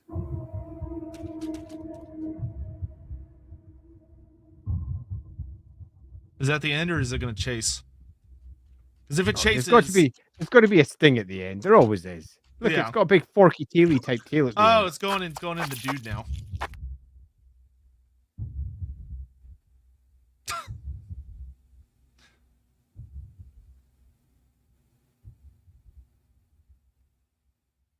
Is that it? Delightful. Oh, it's not it yet. Ooh. Okay, we're less than a minute left. We're on the final sting. Yeah, see, this is why you need death magic in the world. Oh, it's a new person. Okay. Yeah, quite. Oh, don't be a good Samaritan. I'll pick you up. Listen, dude. On the American highways, you. Hey! Hey! Oh yeah! All right, I got myself a new victim. Nice. What a nice guy. That smile at the end was goofy. I really enjoyed that. And last thing, Godzilla, watch the Lisbon Garden video. We'll do it on the Wednesday stream, as you suggest. We'll do that on Wednesday stream. That's a good idea. Yeah, so for Wednesday night, we are going to do the pitch ideas for Tarmacon's 3 remaining brothers. So I'm going to work on some ideas in my free time. That way I have something to talk about, and we'll let y'all have stuff to talk about, but we will do that on Wednesday evening. It'll be on Andy's channel. It'll be on Andy's channel. Mine. Oh, good to know. So I am surprising him and y'all with this information. Grant, Lego, Andy, given how the end times were handled, if Games Workshop approached you asking if you would rewrite the end times for them, they couldn't pay you anything. What? No. No, I have better things to do with my time. That sounds like something they would do. Yeah, no. If they pay me, I'll be right in there. That'll be a fine gig. I'd really enjoy it, in fact. But yeah, no, I don't work for free. Hey, Michelangelo, can you paint the Sistine Chapel and we just don't pay you? Is that cool? Yeah, no. Yeah, no. No. I'm quite beyond. I would have, when I was a lot younger, just jumped at the chance just to make something like that good. But then I grew up and I realized that it's nice to be able to pay for things like school for your daughters. Yeah. Remember, guys, he may be crazy, but there's one thing the Joker said that's completely true. Never do something you're good at for free. Never. Never. You always deserve fair compensation for your work. All right. So that is it for us today. Thank you all so much for joining us. We hope the Throne of Decay little trilogy was fun. We had a fun time with it, I think. Yeah, I really enjoyed that one. Just as a nice little set, I think they were super fun because we got to look at some really very different angles of Warhammer. We got to look at some of the darker corners that are often not explored, which is nice because you can cast a little bit of light down there and have a look at, say, Wizenland, for example, or make our way through the update for the Chaos Dwarves. So the original Tamarkan book's original plan kind of bore fruit because we got to do some things with Warhammer that hadn't really been done before, and we got to have a good look through them all. I enjoyed it a lot. Yeah, it's always nice to see something that seemed like it would be buried forever get to have such an awesome resurgence. Yeah, it is pretty cool because it's a really good book. Yep. All right, so we will see y'all next week with something. We will go back to having a regular vote this week. The vote will be on the LAWhammer channel. Just a heads up. So do keep an eye out for that. Spooky wasn't it? Was spooky. I will say it was unpleasant. I don't like earwigs as a concept. Or as a creature, they could just die. I prefer the maggot to the earwig. I'll put it that way. Just because of what earwig implies, I don't like it. It's an unpleasant name for an unpleasant creature. It is indeed. I'll take the maggot. Thanks. Anyway, yeah, but yes, it was very appropriate to what dealing with Tamarkan would be like. Except for imagine the corpse body was not slow and shambling, but extremely fast and very skilled and an incredible combatant. Tamarkan's way fucking scarier than that thing was. Yeah. Anywho, so thank you all very much for being here with us today. We are out, and we'll see you on Wednesday night on the LAWhammer channel, and also keep an eye out for a vote that will be coming up soon. Guardian video will do this upcoming Wednesday, either at the start or the end. So thank you all for watching. We'll see you next time. See you all next time. Bye-bye.